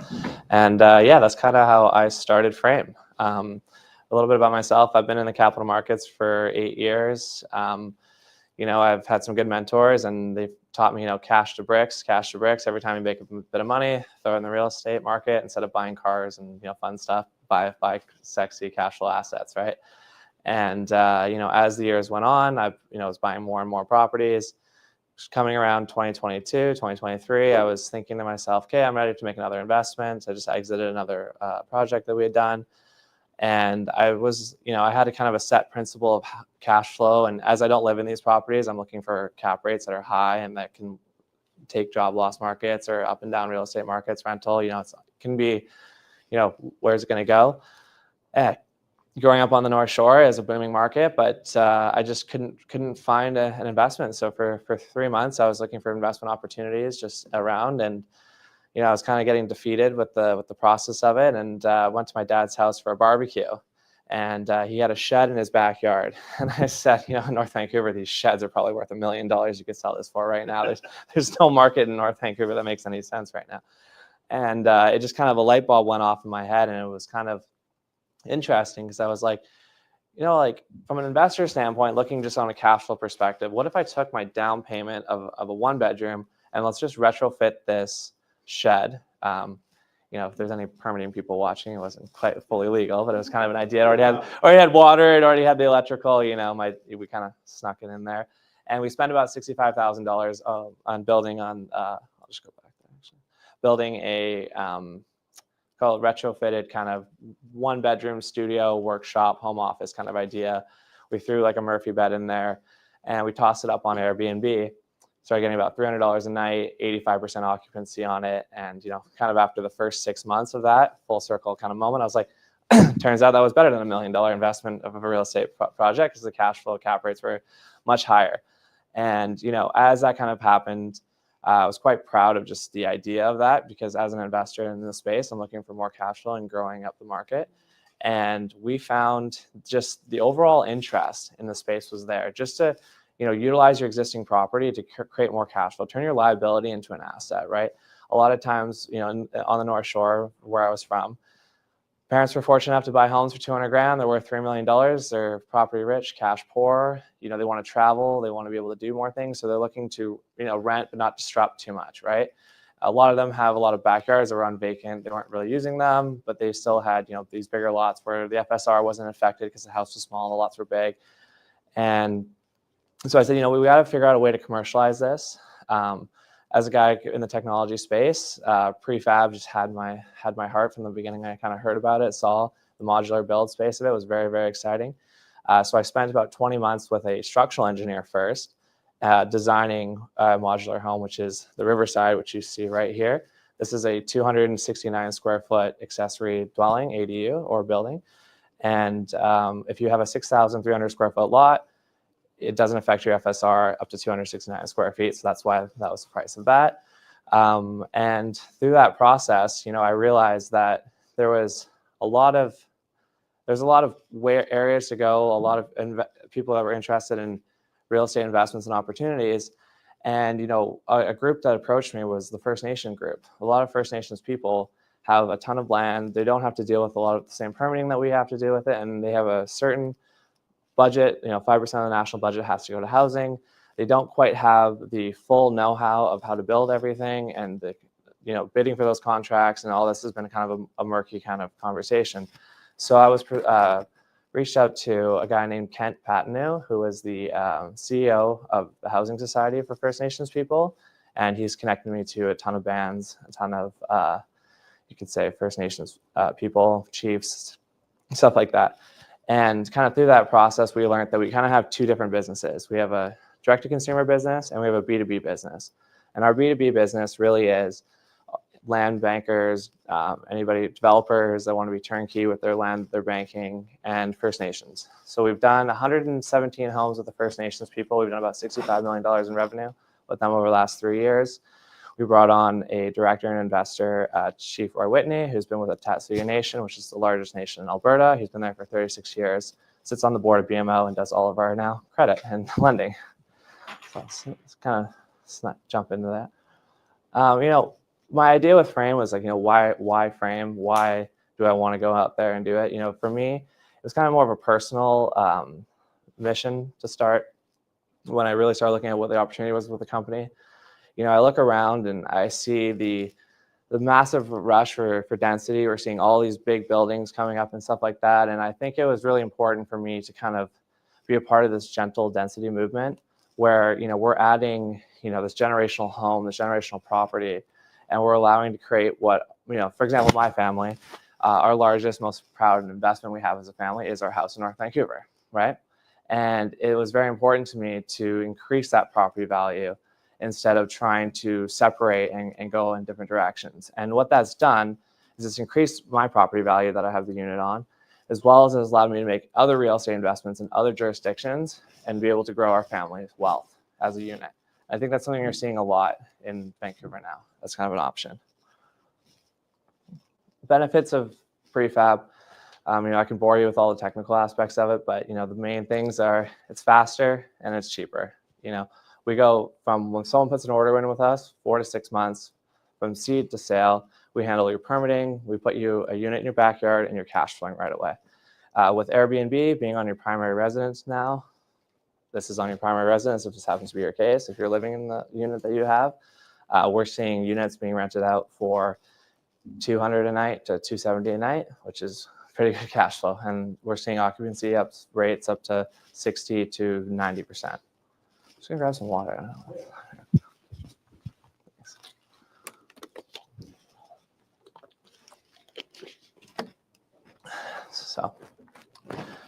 So our company was founded in 2022.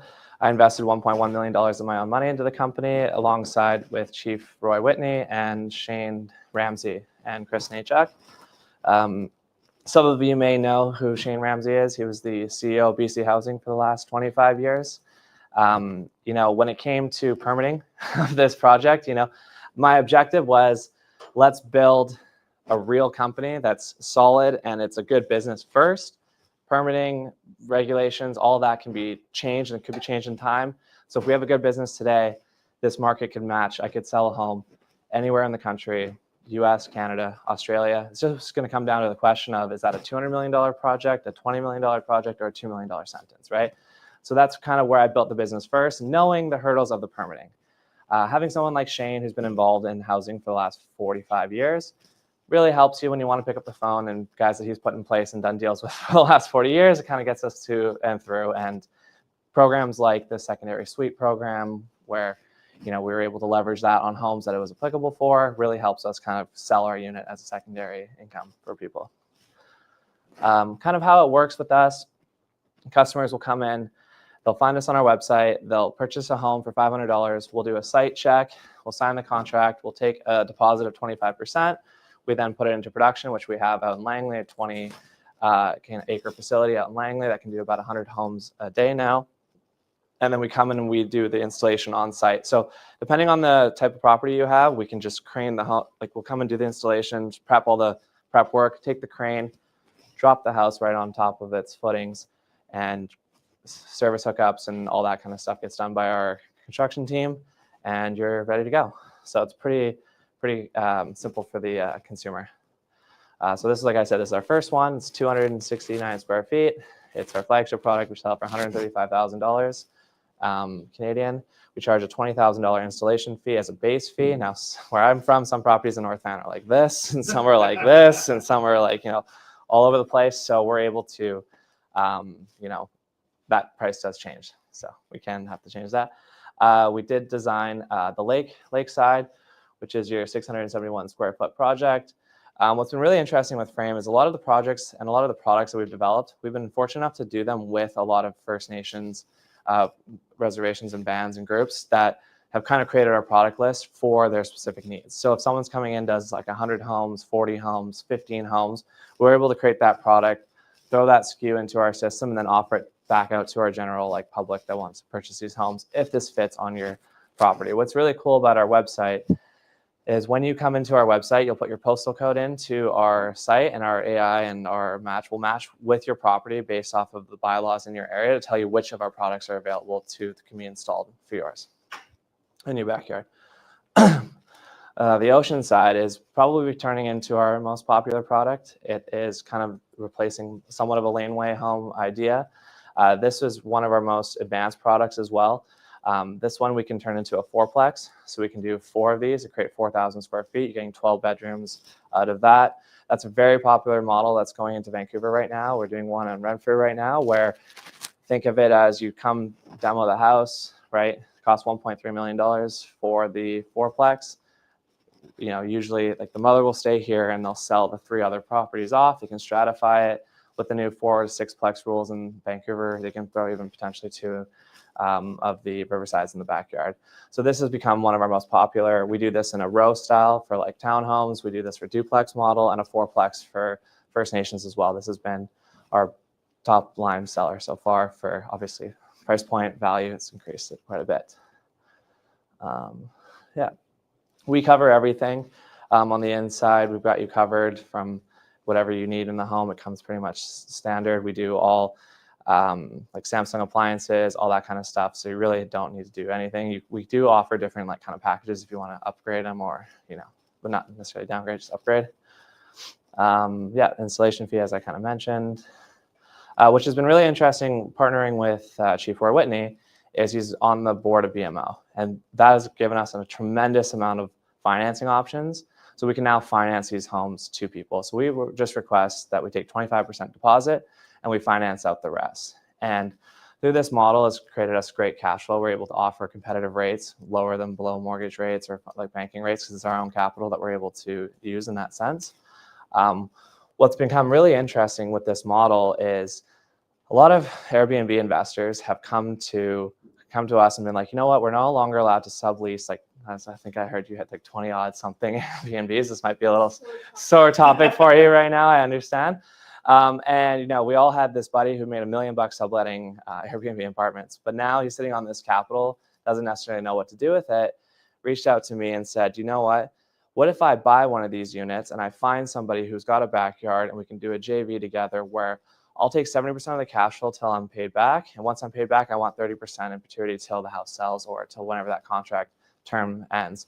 So 3 of our first 11 homes we delivered were under that model. And which makes it really interesting and really exciting for us is the opportunity of, as we all know in this room, real estate, the most expensive thing is your land acquisition costs, right? We get to kind of skip that and we get to match homeowners with our product to start generating cash flow for them, or, you know, by taking investment dollars. So every dollar we raise moving forward, we can then apply to the market. So if I was to take $1 million investment from somebody, I could go put 10 units out. We'll net back that on 1.5, all kind of secured on the rental market. So pretty strong, feel pretty confident that you'll be able to meet the cash flow requirements. So for us, essentially, with today's kind of rate that we offer, it's about $40,000 down, which we utilize the secondary suite program to get the rebate for the $40,000. So it basically covers you. We pay realtors $12,000 on each sale, $6,000 on the buy, $6,000 on the sell. I think you like that. So we've got realtors like Bob Rennie is a big investor in our company now and has really pushed the product out for us in that sense. This is kind of a breakdown. It's kind of just what I was saying, but kind of on that average right here.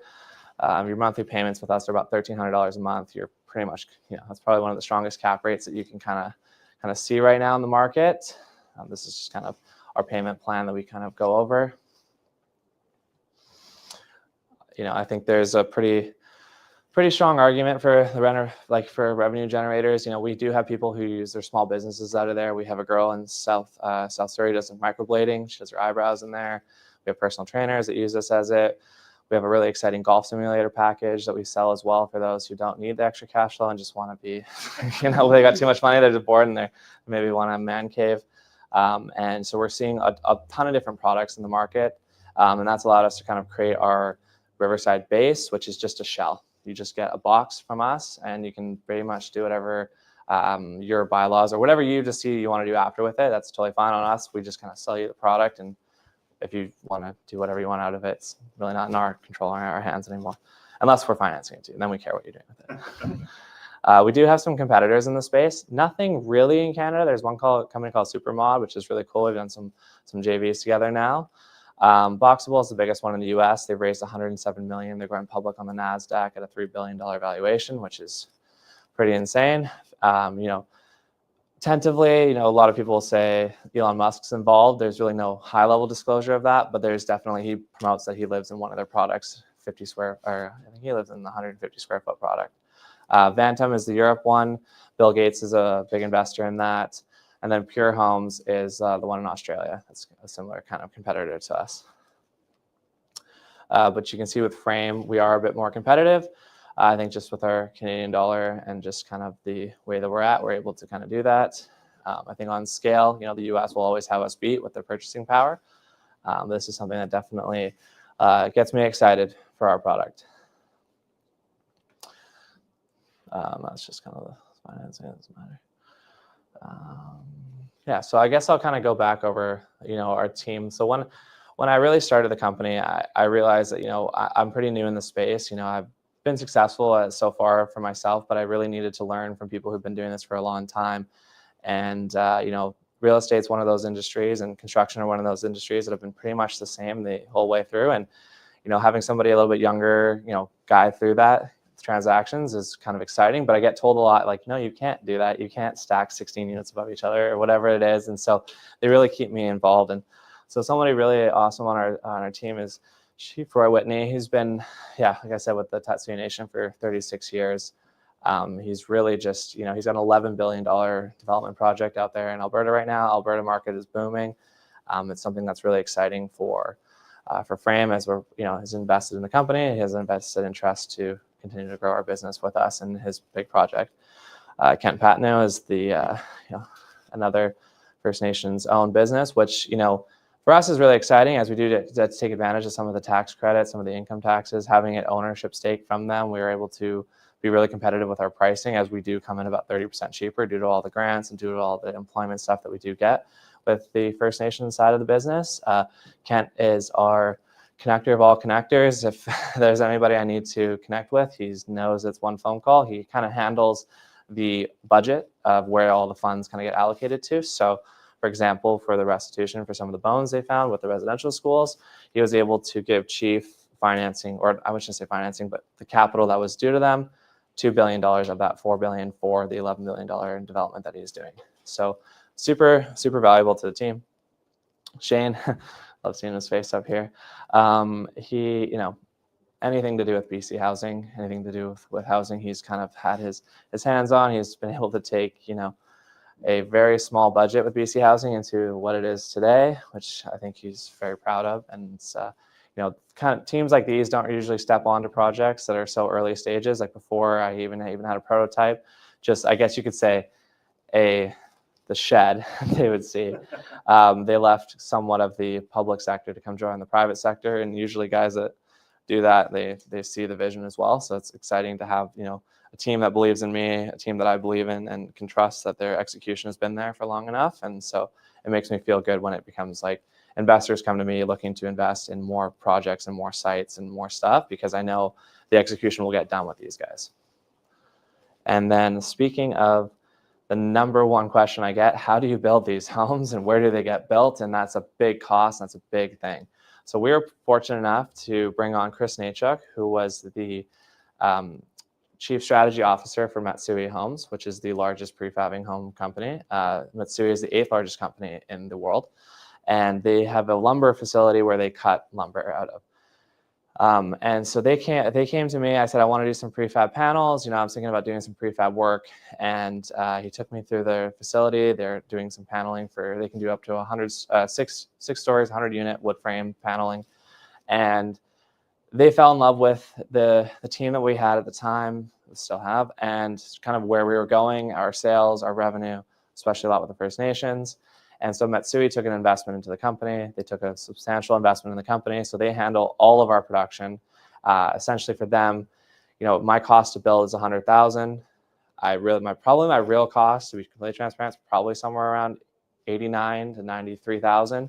But when we bake in the fees from like the sale and Matsui's commission on each home, basically a royalty, that takes all the overhead costs off of my company, and all of the production goes onto them, their overhead, their costs. We get to add it through their production line, and it's been an amazing partnership. So I couldn't have asked for a better partner.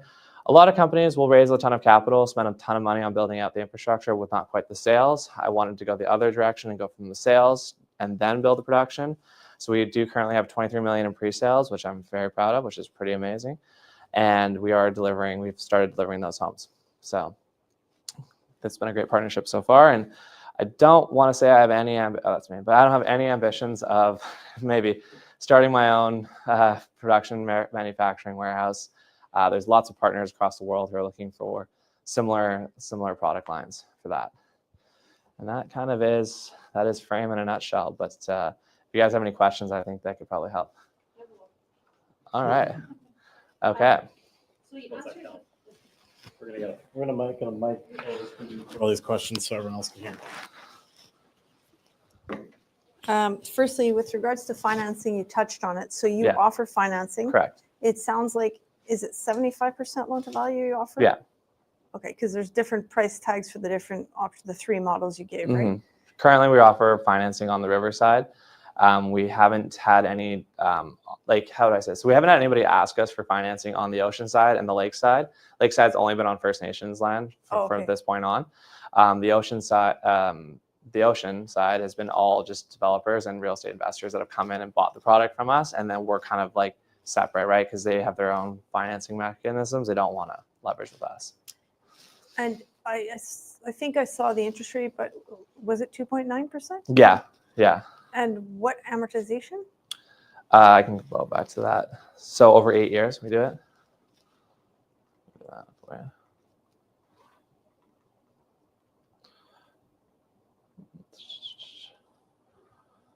Oh, sorry, this one's over a 10-year period. We did change this to an 8-year period, and it is $1,300 a month. So we did do it over 10 years, yeah. Okay. And then just so I understand, because I'm not an engineer. Sure. How does all the plumbing work? Like, let's say you put it on a property you've got the main house and this goes going as the ADU. How does that all tie in, the electricity and the plumbing and all of that? Yeah, so it really depends on your land survey as to where your hookup connections are. So depending on what grade you're on, if it can flow back into the main house, that's fine, or it has to tie into the city.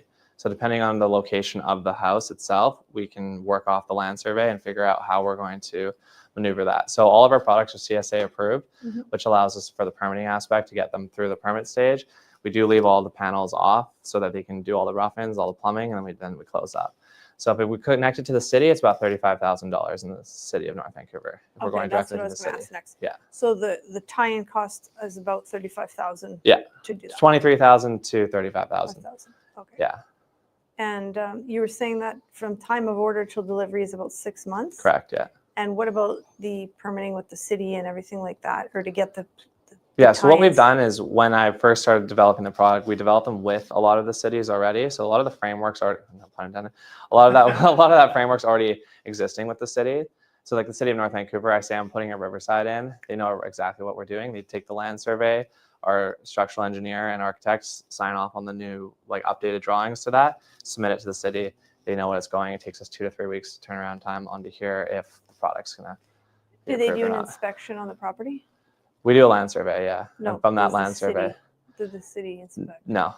Because not all of them. Like the ones in Vancouver, 100%. The city of Vancouver, yes, but where we've done in the district and the city of North Van, they haven't come in and done any.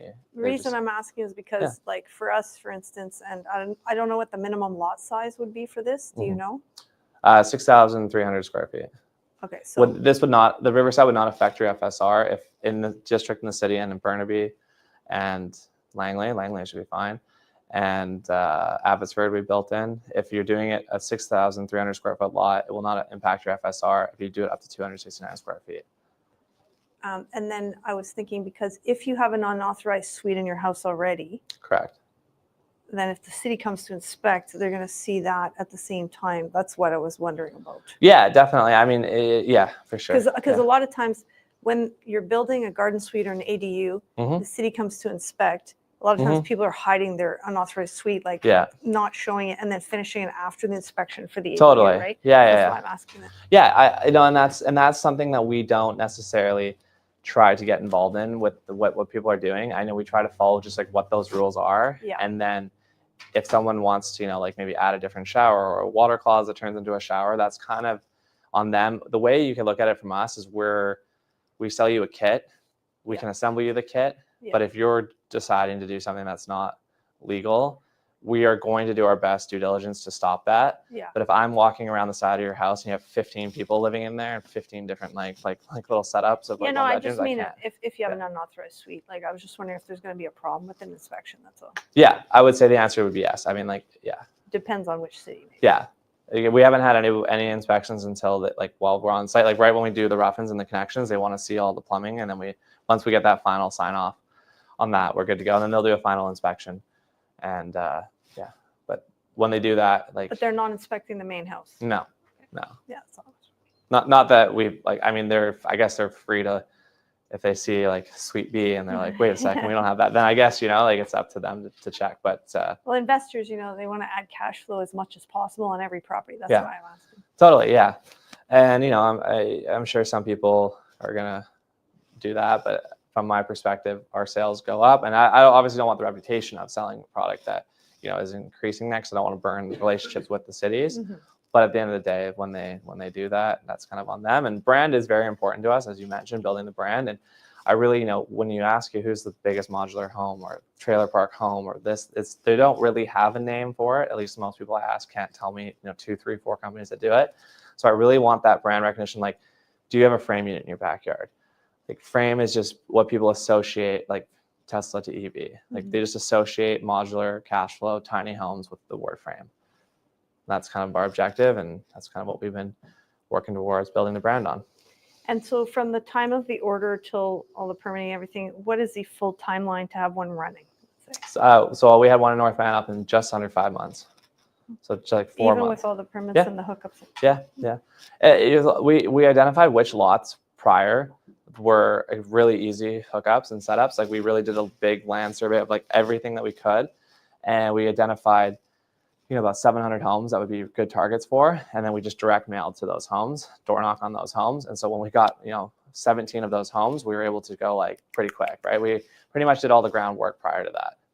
And Shane's got a pretty unique way of getting things approved and phone calls that he can make for What that. was the most effective way? Was it the direct mail or the door knocking that got you those 17? I think it's hard to say, because I think it takes both. I don't think one would work or the other would work. Yeah. I don't think I could rely on either one. I think you have to do both. Yeah. Any other questions? Yeah. Thank you for the presentation. And Of course. Yeah. All good. And your journey with Frame. It's really interesting to look at the numbers, especially the $300 per night at average Yeah. occupancy of 60%. I had a question more towards your journey and your team, because I'm a university student and Yeah. I have my startup where I give free water. We Cool. put ads on the water bottle, which sponsors the water bottle, and we give it off for free. Yeah. So one thing I struggle with is having credibility and the numbers, because it's an early stage one. Yeah. But you already sold I think 23 million pre-sales. Yeah. How did you get those pre-sales and the numbers? Yeah, that's a great question, and we should get all your water in all of our Airbnbs and our rental properties. That's a good idea. Yeah. I think it's a great question. I like to take maybe some credit that I built a good team, but I think really what it comes down to with this deal in particular is that I think it strikes a very entrepreneurial chord in most of the investors or most of the people that are owning the product. So I don't really have to say or do anything. People see the product, see where it's at, and they're looking for that solution.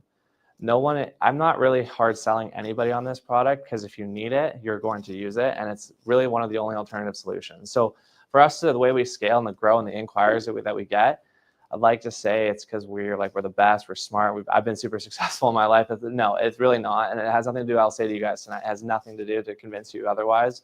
It's just, we've been able to strike a chord with people that need this product, want this product, and looking for this product. And that barrier to entry into real estate is very difficult. And this is giving them that first step. So it's kind of taken its own way to go. Like an Airbnb, for example, right? Like people see that product, they're excited about it, they want to use it, they see it as a cash flowing product, so they immediately become a user. I ask a lot of people, who are the founders of Airbnb? They don't even know, they don't even care. They just want to use the product because they love the service. Thank you. And That's pretty much it. yeah. Thank you. And just as a second question, like you have a team of great minds with you. How did you know that that's the right fit, and how did you get them to join you? Like, because they had a good experience, they had a good background as well. Yeah, I think it was my passion, my motivation for like what I believe in. I was going to start off this meeting by saying like, I'm Connor, I'm a real estate addict, and everyone say hi back. But so I think that passion that I had, I think it struck like a chord with them, like when they were a bit maybe my age and they were looking at this. And I think with my execution in the past, they've been able to see, okay, we'll take a shot with this guy. And then again, I think it comes back to what I said a little bit earlier, just Shane gets this, Chris get this, like, the First Nations, like they get the idea. It's a very understandable product. And they, I came into it with a lot of capital myself. So they were able to leverage what I've already built. And then now they're getting to profit long-term on it. Okay. So I brought them an offer they couldn't refuse, I guess you could say. Perfect. Yeah. Thank you so much. Awesome. Any other questions? I have a question. Yes. Awesome. Great job. Good presentation. Really good. Really good. Thank you. There's some like that are on Amazon and they got no reviews, but for like 15,000, 17,000. What are those? Yeah. So yeah, in China, you can buy those. They're not going to be CSA approved. You'll never get them through the permitting process. Okay. It's kind of a pipe dream at, I guess, what you could build with. We have certain building standards in Canada that they would never get through on. I think, quality is one thing that you're going to see there that you just won't get. As you saw, you probably didn't see many reviews. Maybe not in Canada. There's no reviews. Yeah, I think rural areas, we talked about, we're developing a really cool product right now that's fully off the grid, which could even help with being a non-permanent structure in your backyard because it's not poured into concrete foundation, which is another loophole around our product. And, we'll have a full septic tank in there underneath, compostable toilet, solar, run by a generator. We believe that a Ford Lightning truck will be able to keep it running at the kind of current installation and, close to net zero as a product for 2 weeks straight. So if you go camping, bring your truck up, fire up the generator, and you've got a full off-grid product. So, but even there, now you're talking about, you're getting bigger than the shed. And so yeah, Amazon, you can probably buy one. Now it comes to your house, can you install it? I don't know how they're going to install that, right? Your shipping costs, but yeah, totally, yeah. Okay. The other question, Kelly asked a similar question. How can you tell which properties you can put this on? Like, is it simply by the size of the lot? Is that automatically approved? Yeah, so what we've done is, so every successful business that I've been a part of in the tech space, what we've done is we've removed the friction, right? An end consumer has to feel no friction. So if I can make it frictionless, I'll be successful. And so you can put your postal code in to our site as we're building the AI right now, the machine's learning, and it's going to tell you exactly which one of our products is capable for your site. Okay. So it takes all the guesswork out. You're going to pull it up. We had a bit of we're still a new company, but we had a test run with it. And technically every single product we have is available for that property, but you have to knock the house down. So because you can build a 269 square foot property on every single lot in the entire, probably all of Western Canada. Now we're identifying what the current property is on there. Okay. So that is something there. But yeah, so we're still building out our AI to make sure that we know which product we can actually have for people. But our land survey and our experience will just we'll know pretty fast. But typically it's got to be 6,500 square foot lot. Yeah, yeah, 6,300 square feet. Yeah, yeah. And then once you kind of get into those different ranges, you're applying for carriage home, laneway house, and there's all these different like fines, or not fines, I should say, like application fees. Yeah. I call them fines because it's your property. You should be able to do whatever the hell you want with it, in my opinion. Yeah, exactly. Yeah, I don't think I have to sell hard on that. Excellent, Kelly. Just one more question. Do you have show models in Langley that people can see? I have one in South Langley that close family friends of ours that have it, that we can ask them to do it. They do have them rented out right now, but we do have one in North Van. North Van's where we bring all of our potential investors or people who want to see the product. So North Van's really our show home. I just thought it might be near the manufacturing. Okay. Yeah. So you do have one in. Yeah, North Van. Yeah. And we encourage people to come out and check it out too. Do a field trip, everyone. Yeah, we do like events up there every now and then. It's pretty fun. Yeah. Cool. Yeah. Awesome. Any other questions? Nope. All right. Awesome. Well, again, thank you so much for coming out. Really appreciate Of it. course. Yeah. Thanks. Thought I was almost as good as you. You're great.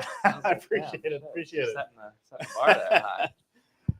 I always say, it's 20 years of doing this every day straight, basically, right? Yeah. So I was looking at it the other day. I'm like, man, I started over 20 years ago speaking. So, all right. So again, we really appreciate that. And this is kind of what we're looking to do. We're always trying to bring these different ideas. We have to get creative as investors, especially in markets like Greater Vancouver, Fraser Valley, that are more expensive markets. So this could create an opportunity if you've got a piece of property that you've got a single detached house on and you're looking to increase cash flow, especially if it doesn't allow for a suite or you can't add a suite.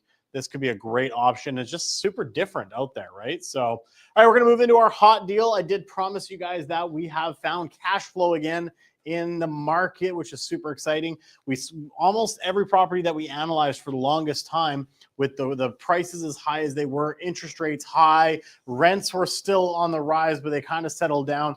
We couldn't find it for a while. Now we're starting to find more cash flow. And this one really excited me. This is a 3-unit property out in Chilliwack. There's 5 bedrooms, 3 baths. It says 2 suites, but it's actually 3. So it's a 3-up. We estimate around $2,400 for a 3-bedroom, 1-bath upstairs. When I was looking online, it was averaging around 25. So we said, okay, let's knock down the rent a little bit, be a little conservative. They've got 2 1-bedroom suites. I was seeing them as high as $1,400 for 1-bedrooms. Again, we want to be conservative when we're running our numbers. If it works conservative and you get anything more than that, that's just gravy. One of them is bigger than the other one, so I put one at $1,200, one at $1,150. Total square footage of the house is a little over 2,000 square feet, 6,882 square foot lot. So it potentially could add an ADU as well, as long as they don't bust those other 2 suites. And it was built in 1981. The numbers breaking up on this thing looked pretty impressive. It's currently listed at $800,000. So I will say, though, they are taking offers on Tuesday next week. So this potentially could sell for more. But the market's a little interesting. It doesn't always happen, especially on the detached right now, where someone will price it low, then they don't get any offers, and now they're selling it at that price or close to it, right? The gross rent of $47.50 a month with all 3 suites fully rented out. It is currently vacant right now, so you can get market rents immediately. Property taxes, $251. Insurance, I put about $250 a month. Put a 2% vacancy in, 2% repair rate. It's been renovated in most of the suites. Probably a little bit of work that you maybe need to do in one of them, but it wasn't too bad. This is including fully managed. Before, when we were looking, you almost had to self-manage just to make something cash flow. This does cover if you hire a manager to take care of it. Mortgage, as I'll show you my assumptions there after, it's about $31.89. The total monthly cash flow of this thing's $300. We found a property that cash flows fully managed, and it cash flows pretty well. I mean, $300 is pretty good from what we've seen in the past. However, if you are local, you do want to self-manage it, save yourself the $570. Now you're earning $870 a month in the market that we haven't seen in a long time. This is an incredible opportunity. Even if you did have to bid this up a little bit, there's still room for you to cash flow on this one if you went over ask if there was bidding. This is my assumptions here. Down payment of 20%, transfer tax, legal inspection, appraisals. Into this, you're about $176,000. We assumed at a 4.4% interest rate over 30 years, 80% mortgage. And your return on investment, cash on cash, is about 2.4. Return on your equity is just under 6% and 13.59 using a conservative 3% appreciation. We do still factor that in. And total return on investment is about 21.61%. So we found cash flow. I haven't been able to present this in almost 2 years. I'm excited because they're finally there. I can actually start saying we can cash flow on our market. So it's there. We're going to wrap things up. So we got some QR codes for you guys. So feel free to whip out your phone. You can follow us on social media. So we're on, of course, all the things we practice what I preach out there. So you can follow us on Instagram, YouTube, TikTok. And a big thanks to Jury for really getting creative recently. We've been having a lot of fun with our social media and having some cool videos going out that people are raving about. It's been awesome. Of course, if you want to subscribe to Cameron Manning on YouTube, you can check me out there, Cameron Manning, youtube.com/Cameron Manning. And if you want to rewatch any of our past live events, if you go to the live tab, you can rewatch these. If you're like, what did Conor say about the size of the property you could put these on? You can go back, check out the video. All the slides are there, everything like that. So this recording will end and immediately go live and available. Plus, if you want to get further educated, you can check out all of our past content as well. Again, We are having a fun event here in this location. This is going to be on May 25th. This is our ice cream social event. So you're all invited. Oh, Kelly came even more prepared. She's got flyers for everyone. So feel free to grab one of these on your way out. Essentially what we're doing is we're partnering with Rocky Point Ice Cream, which is a well-known ice cream shop here in the Tri-Cities. And we're basically giving away free ice cream. We've got over, I think we're closing in on 1,200 tickets sold so far. We're only selling 1,500. So if you guys would like to bring your families out, have some fun, free ice cream. We're also going to have games. We're going to have popcorn and cotton candy, and it's just going to be a great time. So this is our 3rd year doing it, and it's just a blast. So come out. And of course, yeah, we do have sponsors. And Pete has already left me. So I want Pete up here to talk about an exciting thing that he and I have been working on. Where did he go? Pete Fry, there he is with his pizza. We'll bring Pete up to talk about this. What are we talking about? Talking about the Magnetic Mindset to Millions seminar coming up. Cam was complaining because I was underdressed. Pete, why don't you tell everyone a little bit about what we got going on? Exactly. The shirt, when I was drafted by the New Jersey Devils, that they sent me, one of the things that they sent me there. Anyways, that was from like 40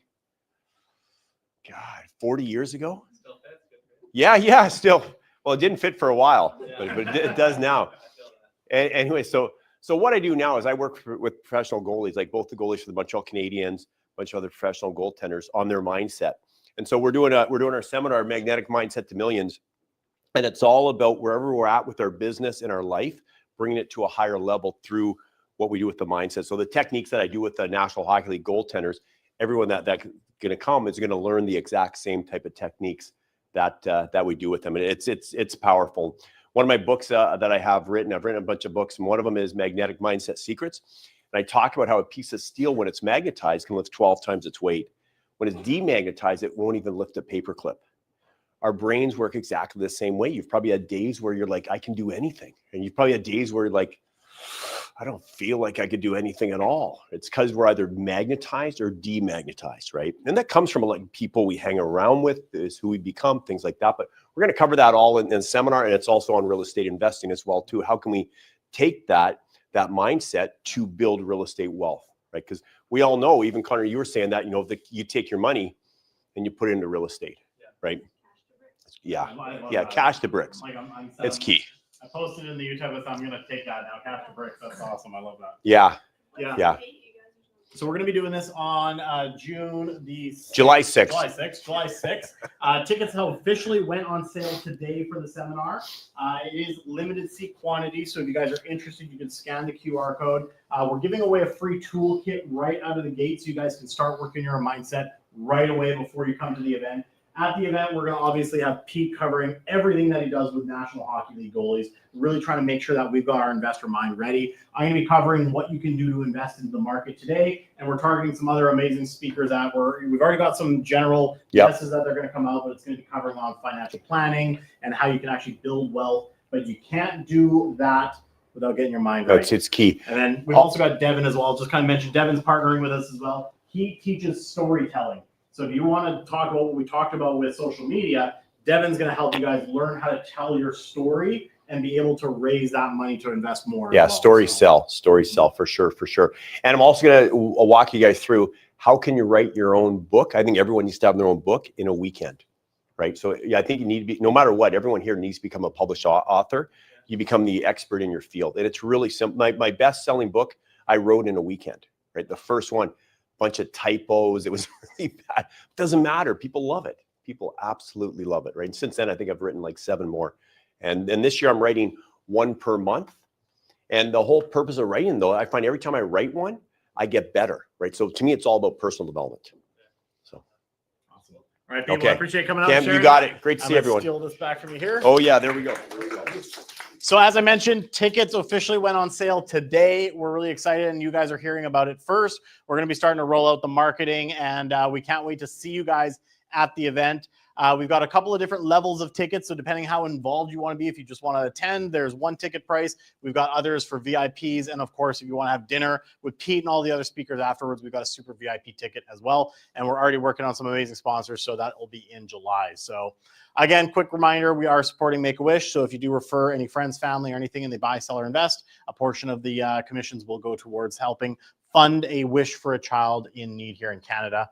So you can scan there. And if you guys would like to listen to the Manning Up on Real Estate podcast, we've been back. We've been creating a lot of content. Falling off the last month again, but I promise I've got some stuff in the works right now. So you can check that out, youtube.com/Manning Up on Real Estate.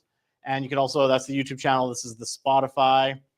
And then lastly, you can also join our online group as well. So this is where we post when these events are happening. We post articles. You can also post if you've got deals you're looking for funding, partnerships, questions, anything like that, trying to grow our online community. And of course, our next meeting is going to be on June the 12th. This has changed. We were going to do it on June 20th until Kelly and I realized that we're out actually in Michigan. So we've had to move it up a week. So it's going to be on June 12th. Mark it on your calendars. And I will say this. There was a typo on our meetup last time. A couple people came to this location on Tuesday. We always host these on Thursdays. So if anyone comes here and they see that the thing was posted on a different day other than a Thursday, call me right away because it's 100% a typo. We're always on Thursdays. So June 12th is going to be our next one. We're already lining up some awesome speakers talking about the CMHC MLI Select program. So that's going to be really exciting. I've already locked a speaker down today for that. And without further ado, that is all there is for me. Thank you so much for coming out. Everyone who joined online, thank you so much again. And we'll catch you guys on the next one. And that is a wrap.